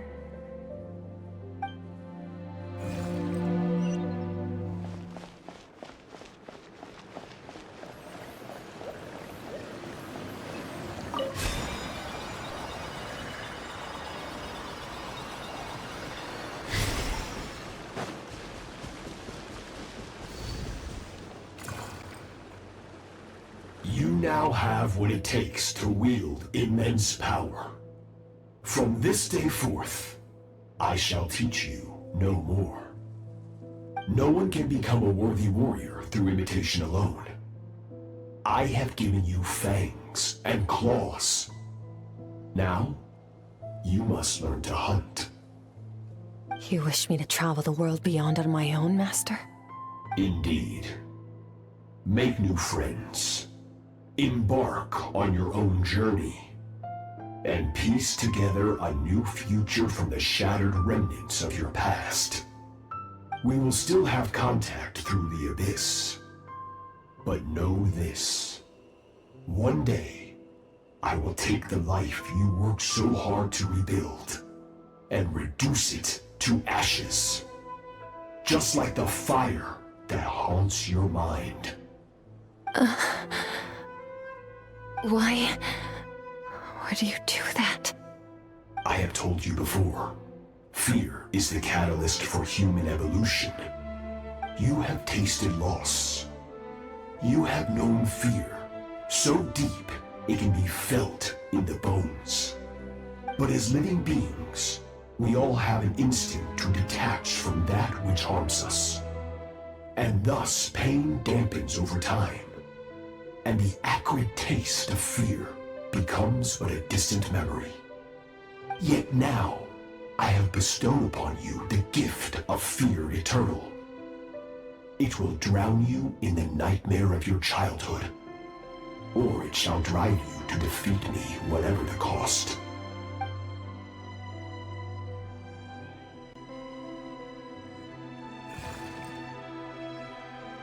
That is what Skirk's master, the foul Sertologi, looked like at one point in time.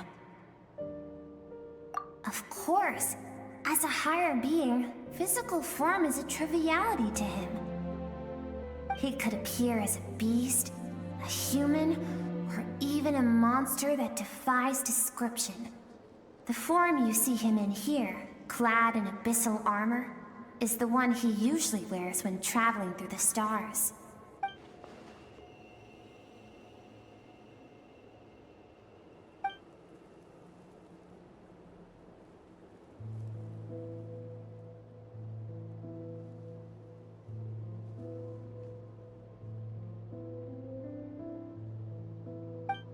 For certain reasons, I need to bridge the power gap between me and my master as quickly as possible. But first, I need to understand the source of his strength. To do that, I need to follow in his footsteps, walk the path he once walked, and somewhere along the way, I'll find out how to defeat him. That is my sole focus and purpose.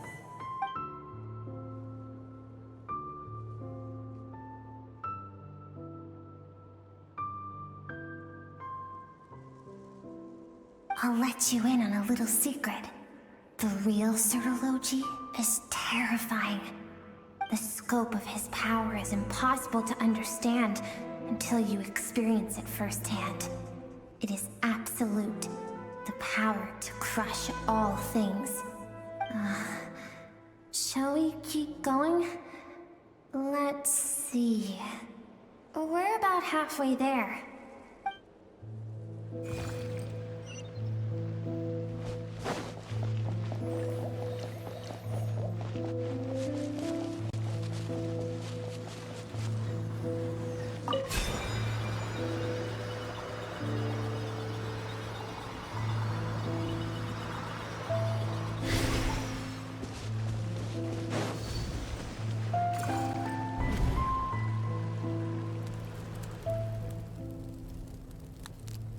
We've made it quite a ways already.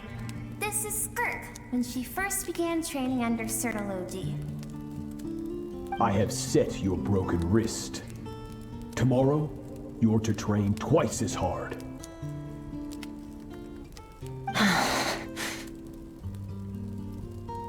No tears this time. Good.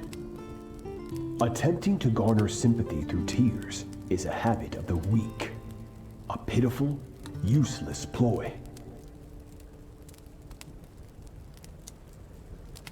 Can I ask a question, Master? Why did you save me? I keep thinking, maybe it would be better if I had died. I wouldn't be haunted by that fire all the time. I wouldn't have to go on like this. I saved you because I have a plan for you. It has been too long since I fought a battle that demanded my full strength, and I hunger for it.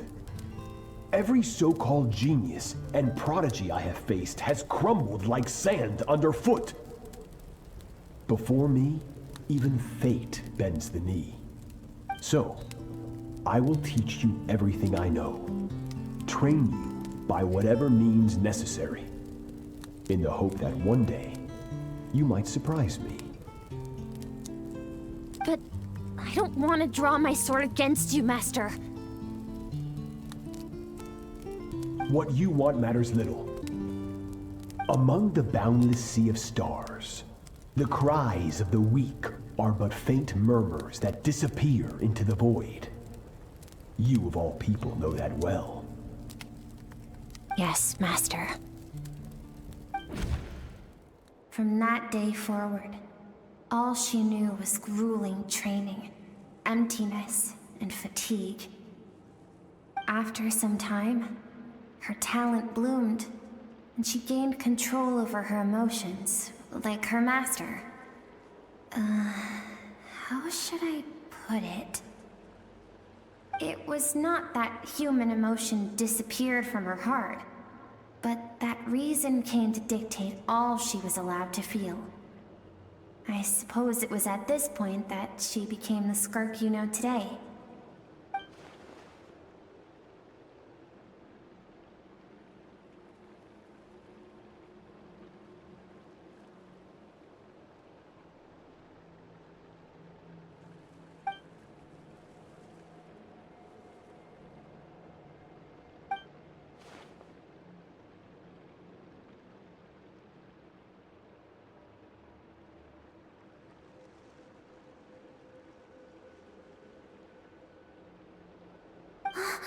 We're nearly there. I almost don't want to reach the end. Well, shall we? This is the final stretch.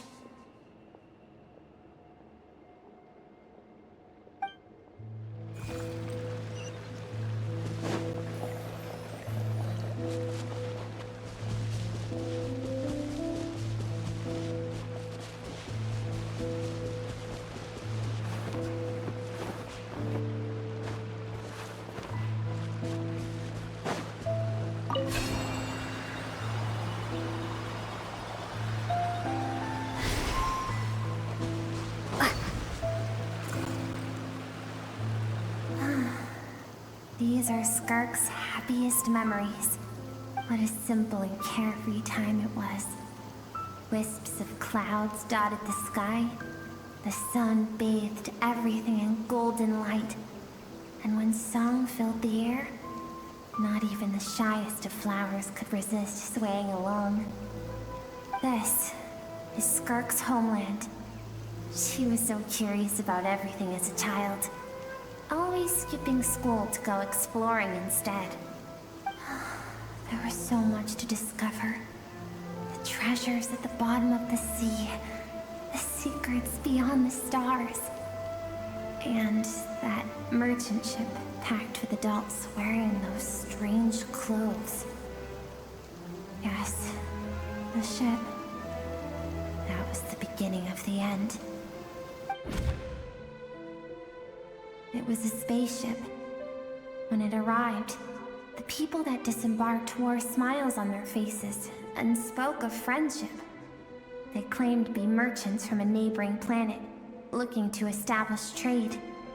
Skirk's parents, her relatives, her neighbors, everyone welcomed the newcomers with open arms and allowed them to explore the planet.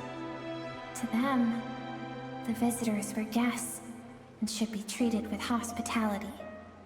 No one had any idea of what was to come.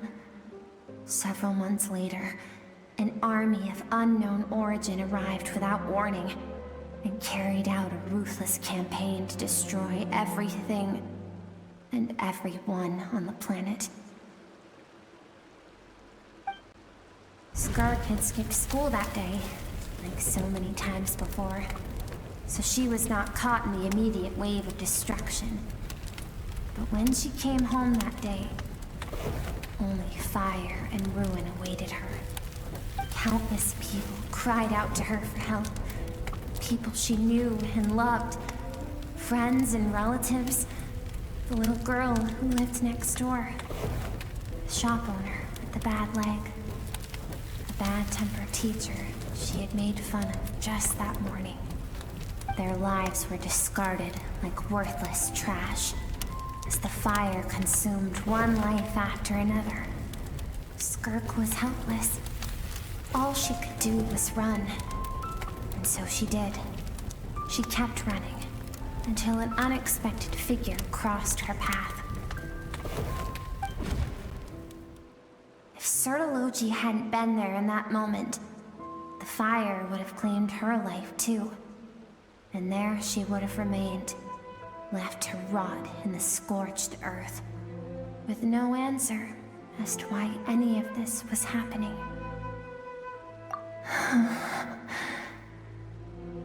Because she and her people were seen as a threat.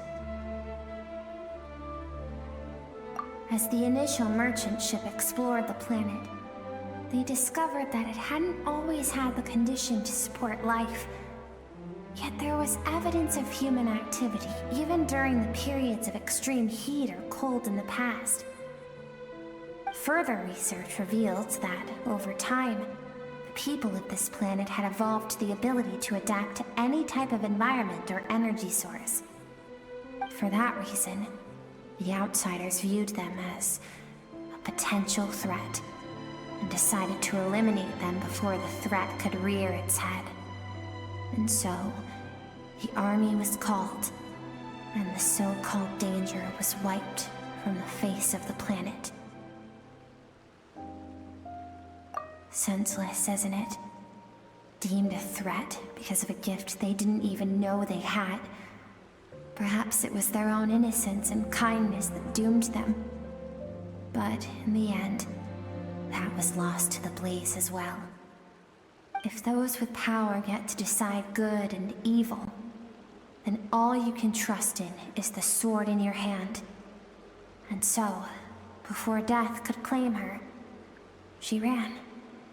She ran and never stopped.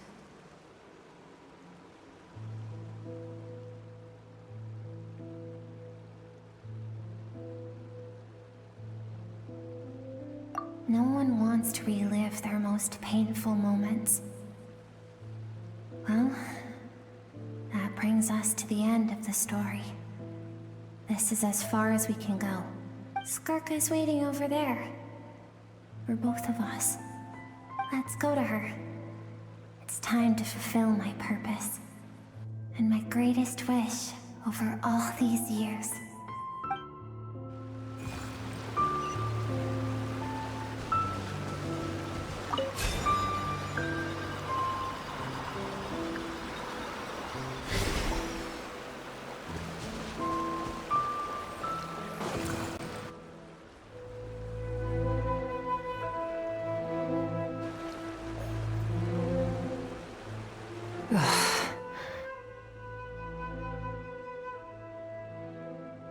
So all this, just so you could bring her here? I have things to say to you. Well, to me. I want someone to witness our reconciliation, even if it takes an argument to get there. And she is the best choice in this moment. Her suppressed emotional self. The version of herself she keeps locked in the recesses of her mind, stifled by reason. All those rejected impulses, those discarded aspects of your past selves, they are a part of me now. I am who you used to be. Someone you have refused to face for too long. So, I came to face you instead. You're wrong. I've faced you all along. And that's exactly why I keep you locked here. Your existence makes me weak. Moments of joy and longing are when we are most vulnerable. Don't forget, it was a penchant for goodness over reason that doomed our homeland in the first place. The vastness of the universe renders everything insignificant. Our feelings most of all. Even so, learning from the mistakes of the past doesn't have to mean erasing everything. Strip yourself of your so-called weaknesses, emotions like kindness and empathy, and what makes you any different from the ruthless soldiers who slaughtered our people?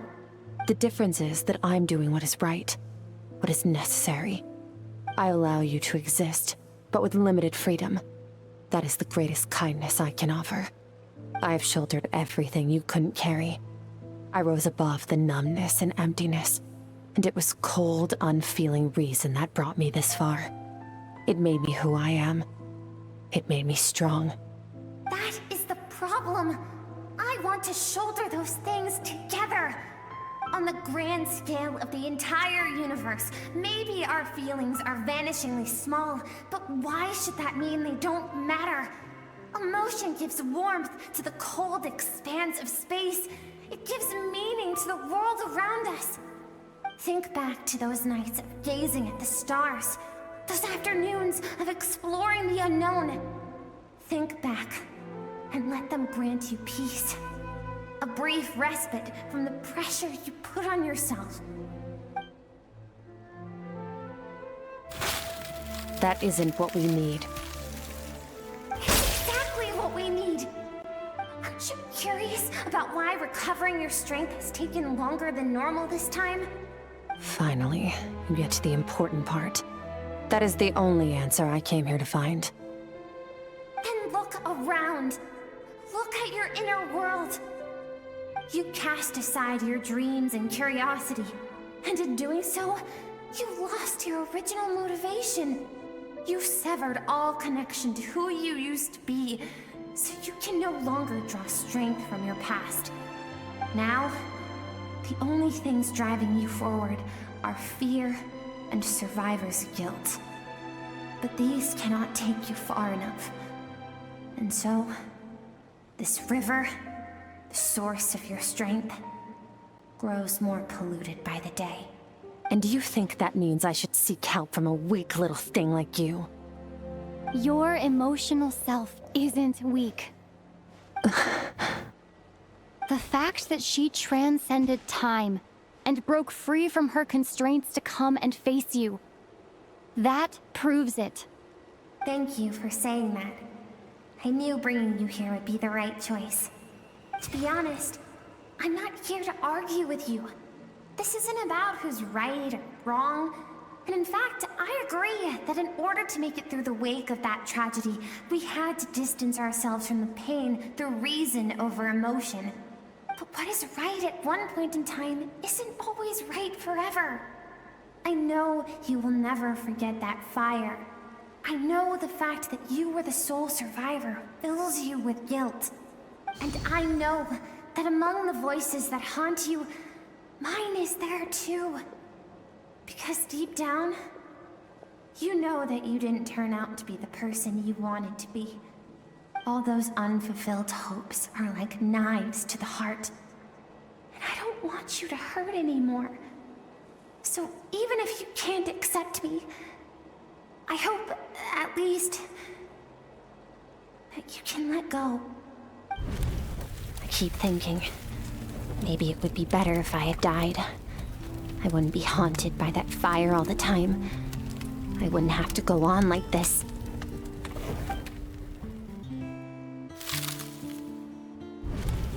Your dad and I, we're not afraid to stare death in the face, but we need you to survive.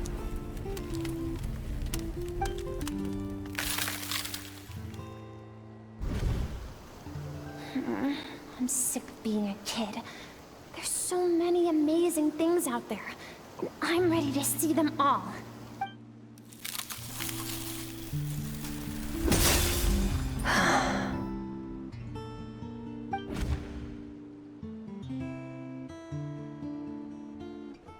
I remember. There was a song Mom and Dad always sang when we went out to fetch water. Dancing water. The sand along your path is begging for your song and movement. Will you carry this burden with you on your journey? I am not the dancing water, and you are not the burdensome sand. But if this is your wish, then I will carry you with me until the end. Thank you. I should be thanking you.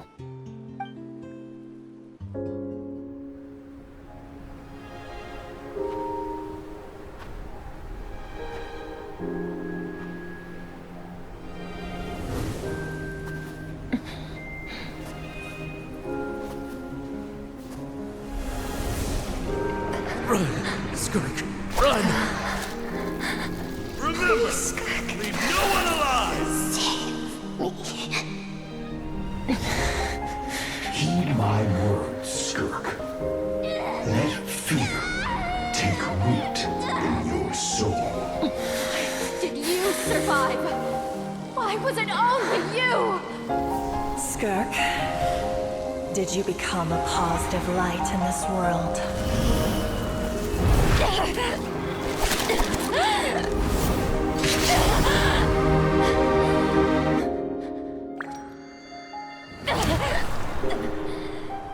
Hey!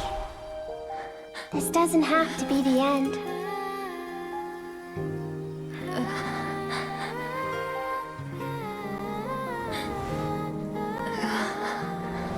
Life is a gift. Don't let darkness claim it.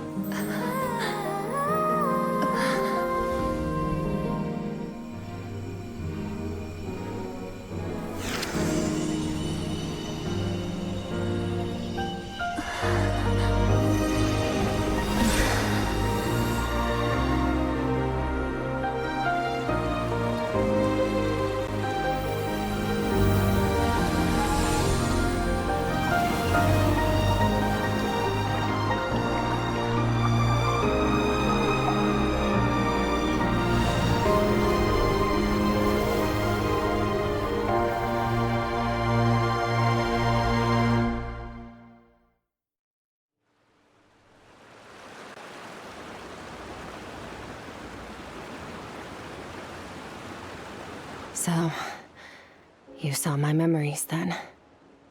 I once asked my master if survival of the strongest was the law of the universe. He said no. But in a world without order, those with no moral boundaries tend to be the ones who survive.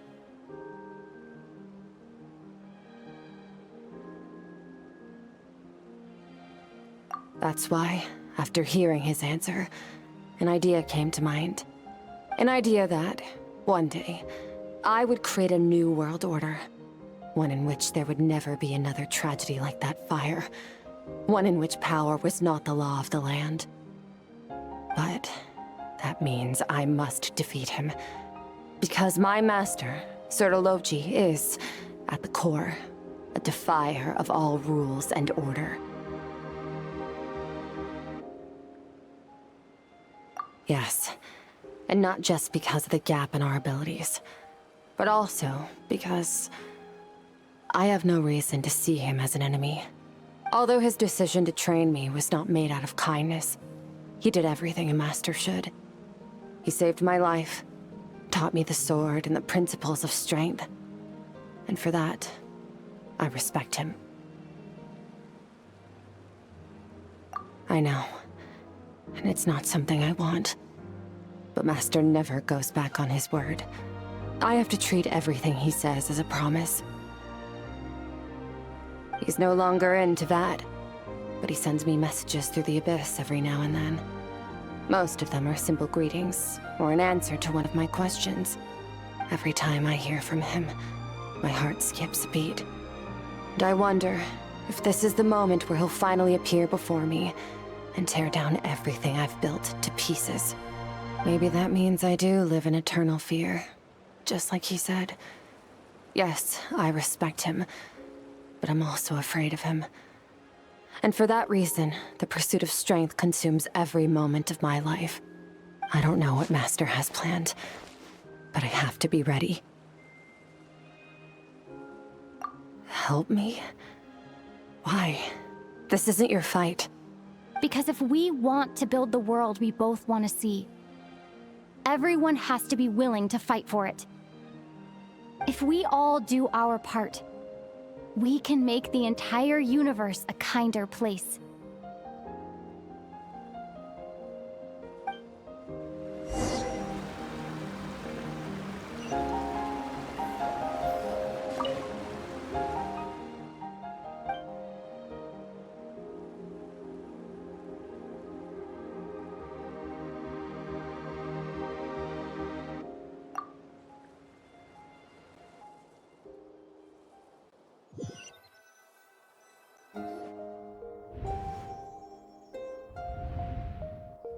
Oh, you're finally awake!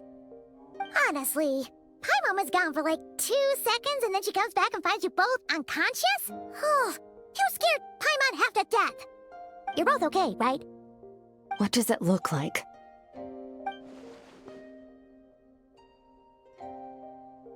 Only water from the source can cleanse the rot and filth that flows from the past into the future. I taught you to incorporate the experiences from your journey into how you fight. I suppose what happened today will become an inseparable part of who I am. Okay, So, Paimon feels like she's missing some important context. But, whatever. Paimon brought back tons of delicious snacks! Let's dig in!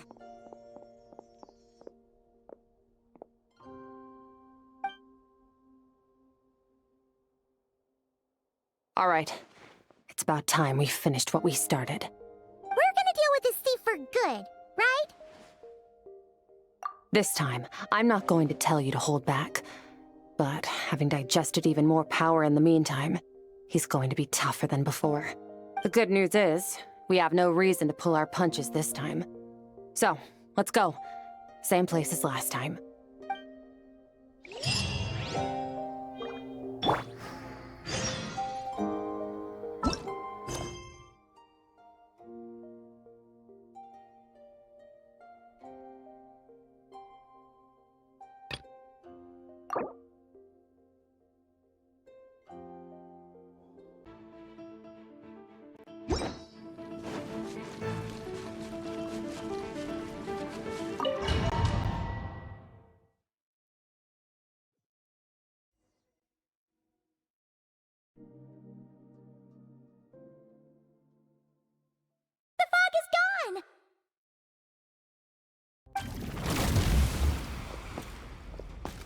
Wait, isn't that the form the all-devouring narwhal changed into? How come he knows that, too? Really?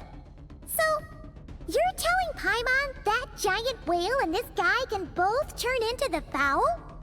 How does that work? It's a subconscious instinct. Any intelligent being who longs for his level of strength is bound to mimic his appearance. It's a natural response after encountering someone as powerful as Master. To them, he represents ultimate power. We know the person before us has encountered Master, and we know he stole a portion of my power. So it's not surprising that he would assume this form. Okay. Oh, the closer Paimon looks, the more intimidating it gets. Nervalette isn't here this time, so it's up to us. He won't have the nerve to steal again after we're done with him. Let's teach this guy a lesson.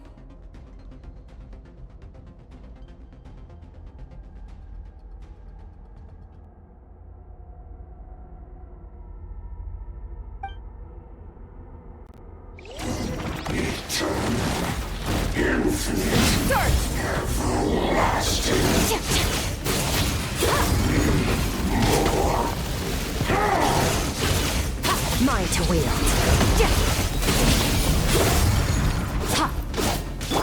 Go! Bombs away! Water jet! That's how I like it. Haven't forgotten your training, I hope.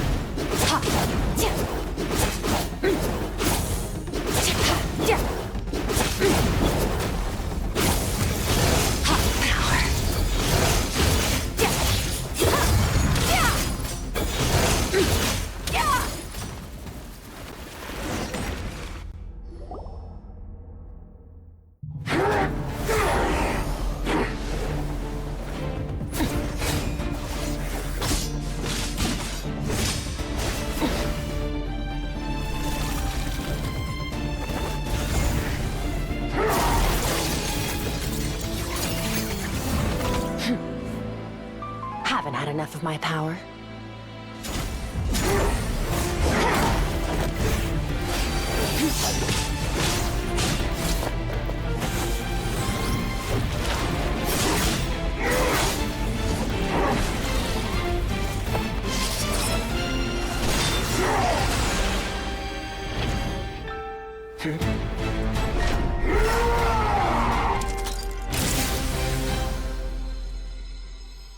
Well then, let's see how much more of this power you can handle.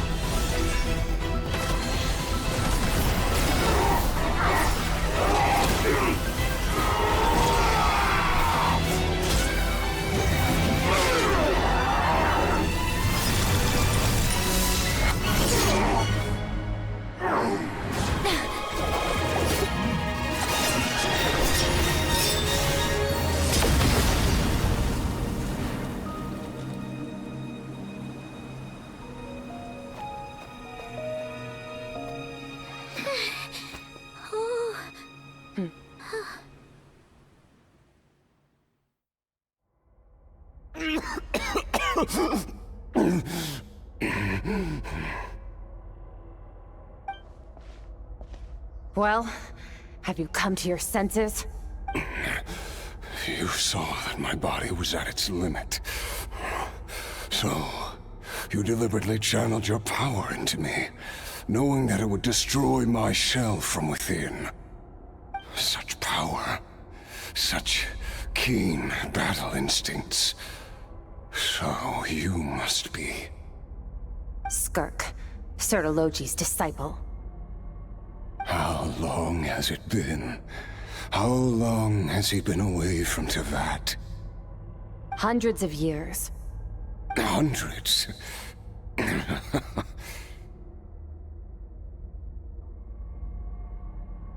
Sorry, it's a lot to take in.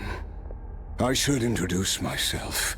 I am Skofnungar, a friend of your master and one of his followers. This is the first time I've heard your name, Skirk.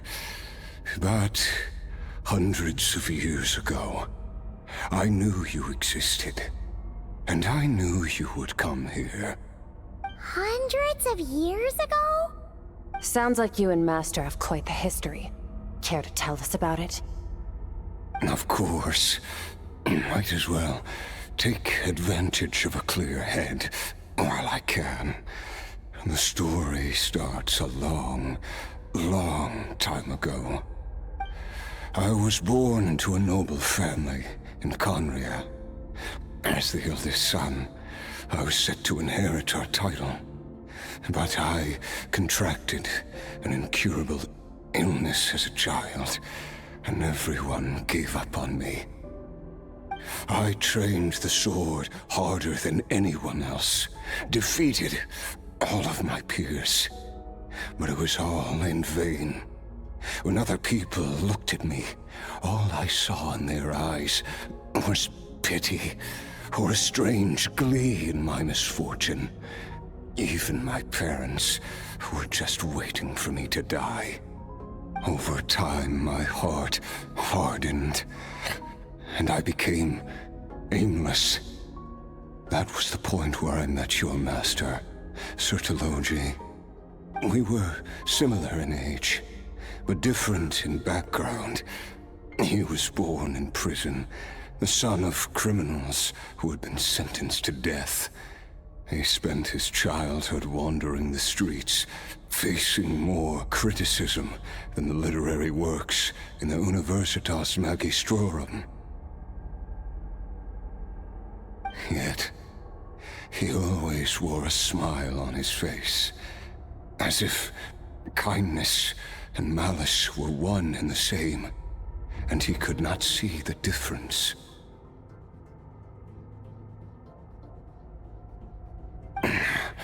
I still remember what he said to me when we first met. You need to fight to survive. Even if it's a losing battle, it should light a fire under you. How can you sit back like this and go down without a fight? That does sound like something he would say. He was the first to acknowledge that I was worth something.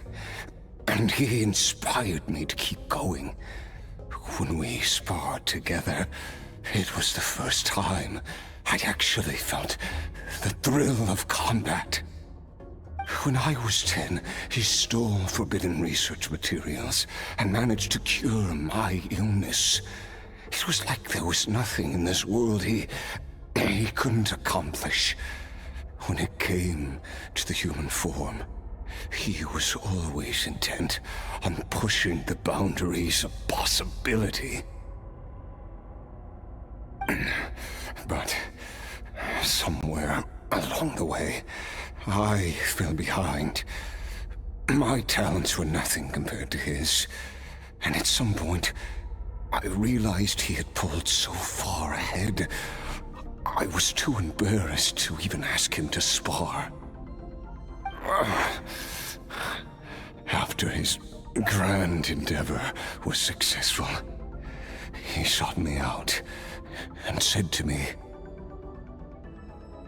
"This planet no longer holds anything of interest to me, so I'm leaving. But first, I have an offer. I can use a power I have just refined to break the curse of immortality for you. Your death was once what we worked so hard to prevent. But the immortality you now face is a different kind of pain altogether." I'll pass. Immortality doesn't sound so bad to me. Since I can't die, it means I have an infinite amount of time to get stronger. Maybe I'll finally catch up to you one day, and we can spar like we used to. Are you sure? I cannot say when I will return. Your body, or rather, your soul, might not be able to withstand this curse.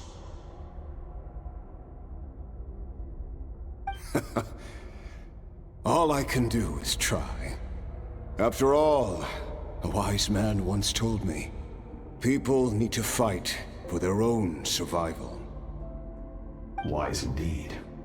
Nevertheless, if you grow weary of the pain of immortality, and wish to experience a good sparring match before you wither away, seek out my disciple.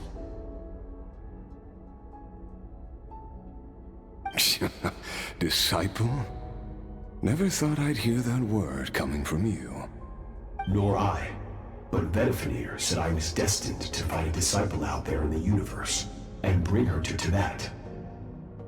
You know as well as I, Betwixt's prophecies are never wrong. Well, now I'm curious about who this disciple of yours will be. All Betwixt said was that one day, the stars shall bow in her honor. Sounds pretty impressive. Of course. Only the most outstanding people would have the right to become my disciple. Still self-assured as ever, I see. But you're not wrong. I'll be leaving then. Oh, and if you are serious about getting stronger, I left you a little gift in the primordial sea. As I've said before, walk whatever path you want. Freedom means even the wicked get to make their own choices. Waiting for me in the primordial sea was the all-devouring narwhal, already beaten into submission by Sertologi. In its weakened state, I was able to cut off part of its flesh and sew it into my own heart. Your heart? That sounds like torture! How did you even survive that? Because, of course, I bear the curse of immortality. So, you used the curse to turn yourself into a vessel for power. Even with that whale's ability, devouring power like that is not something the human body can withstand. With your body and soul constantly at the breaking point, it was the curse of immortality that sustained you. But that is not the path to strength. You have to pour your heart into it, work for it, dream of it. Instead, you stole something that didn't belong to you, and it backfired. You're right. I should have known better, but I had already pushed myself to my limits, and he was still miles ahead of me. So I had to take a leap of faith. I miss your master. I miss the days when we were all together, troublemakers without a home. I don't regret the choice I made. But if you'll allow it, I do want to apologize. To both of you. After the beating we just gave you, I think we can call it even. You're an interesting one as well. Sertologi's disciple. That's a lot to live up to. It can't have been an easy experience. I know what he's like. He rules with an iron fist, using despair and fear to force you to catch up to him, all the while standing ever out of reach. We're like mountain climbers in the dark, never knowing how much higher we have to climb, or when we will see the sun again. True. But I made up my mind long ago. No matter how dark it gets, I will not give in to despair. I will overcome it. Besides, after hearing your story, I suspect what Master really wants is not a battle that demands his full strength, but rather a defeat without regrets. Oh? Since you're his friend, you must have some things in common. The first time we came here, when you stabbed me through the fog and stole my power, I felt no emotion coming from that spike. But when you had to devote all your strength fighting me just now, I could feel joy and passion emanating from your blade. It was the joy of a researcher discovering the truth of the world. The joy of an artist uncovering a temple of wonders. Interesting. I'm certain I didn't express those emotions outright. Yet you were able to read them from my blade, like a glimpse into my inner world. You're right. That battle brought me an unbridled sense of joy, and my defeat brings me no regret whatsoever. Exactly. I think Master also craves a battle like that. One where his opponent forces him to use all his strength, unlock the extent of his potential, and transcend his own limits. A battle to end all battles. After which, all can come to an end, including, perhaps, his life. For that very reason, good and evil are meaningless to him. He has one purpose, one goal: to complete himself. It's one of the secrets to his strength.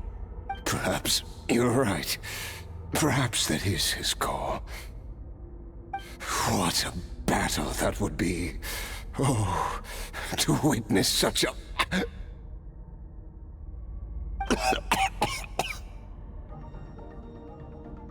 Are you okay? Too many different kinds of power are surging through my body. The curse of immortality allows it all to coexist, but it does not remove the pain. I won't be able to hold on to my sanity for much longer.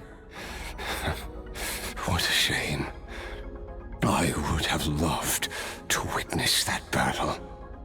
Sertologi once offered to free me from this curse. Now, I must ask that of you, Skirk. Can you release me from the pain?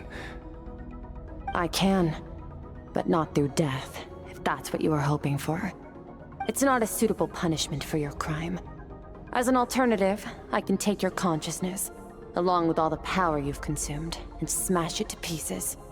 The impurities will dissipate, and under the curse of immortality, your mind and body will regenerate.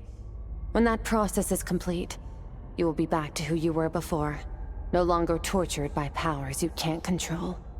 But it will be a time-consuming and painful process. The decision is yours to make. I accept. And who knows?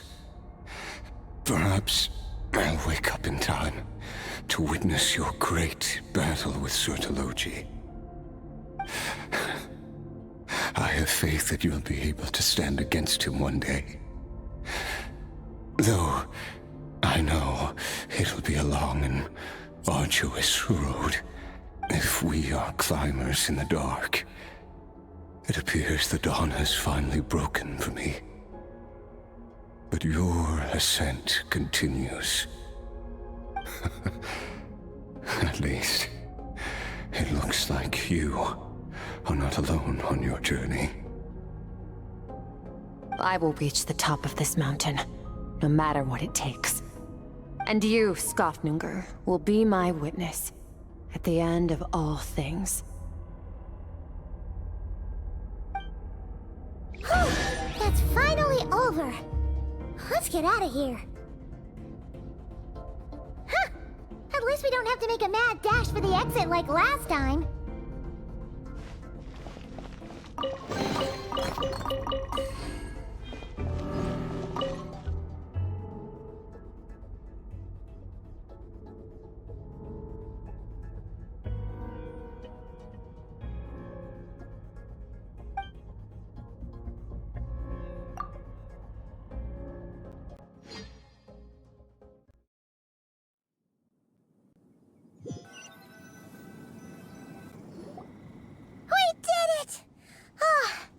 It's only been a few days, but it feels like forever.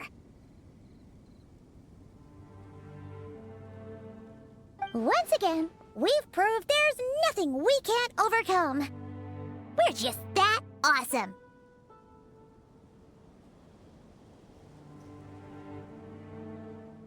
Wow, you sound even more confident than usual. Guess you really have become stronger. Today sure went by fast. It's night already. Oh wait, that reminds Paimon. The stars you mentioned, the ones that died out, are they back now? Yes. The power Skofnunger stole has been returned. So, the stars have regained their light. Great! Huh, it's crazy that you even noticed their light was gone. There are so many stars in the sky. If a few disappeared, Paimon definitely wouldn't be able to tell. I suppose it's because I have gazed upon this sky for centuries. The false stars, hanging in the meticulously planned sky, glittering with rotten light. It's not real. And yet, it is for that very reason that I can look upon it and enjoy the momentary peace it brings.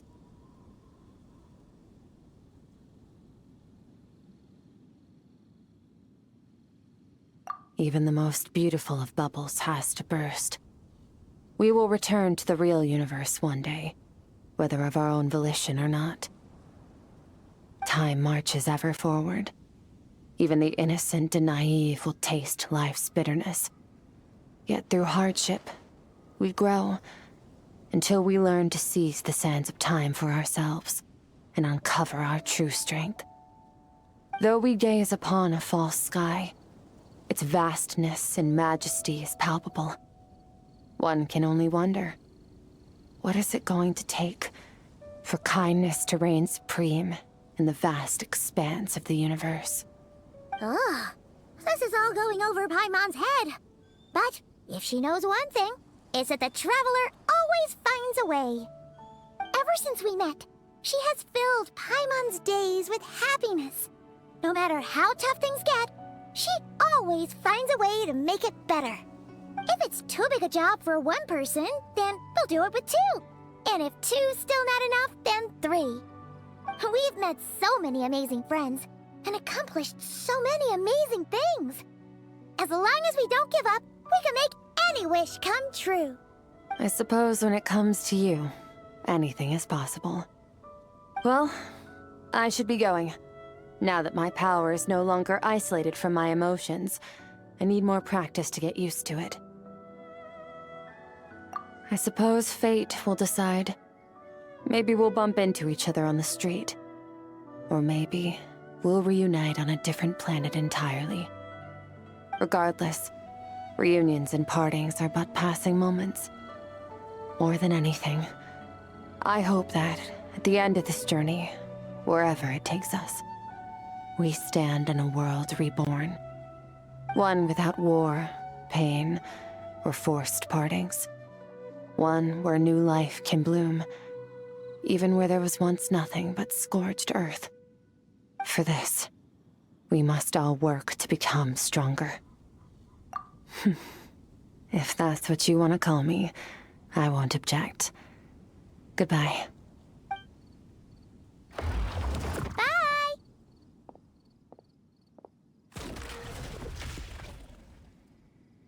Is it just Paimon, or is she being nicer than before? We definitely count as friends after all that, don't you think? Hey, what do you think about camping here tonight? There's nothing quite like sleeping under the stars. Come tomorrow, we can continue our journey. Oh, and since Paimon treated you to that super nice meal at Wanmin Restaurant, it's about time you returned the favor.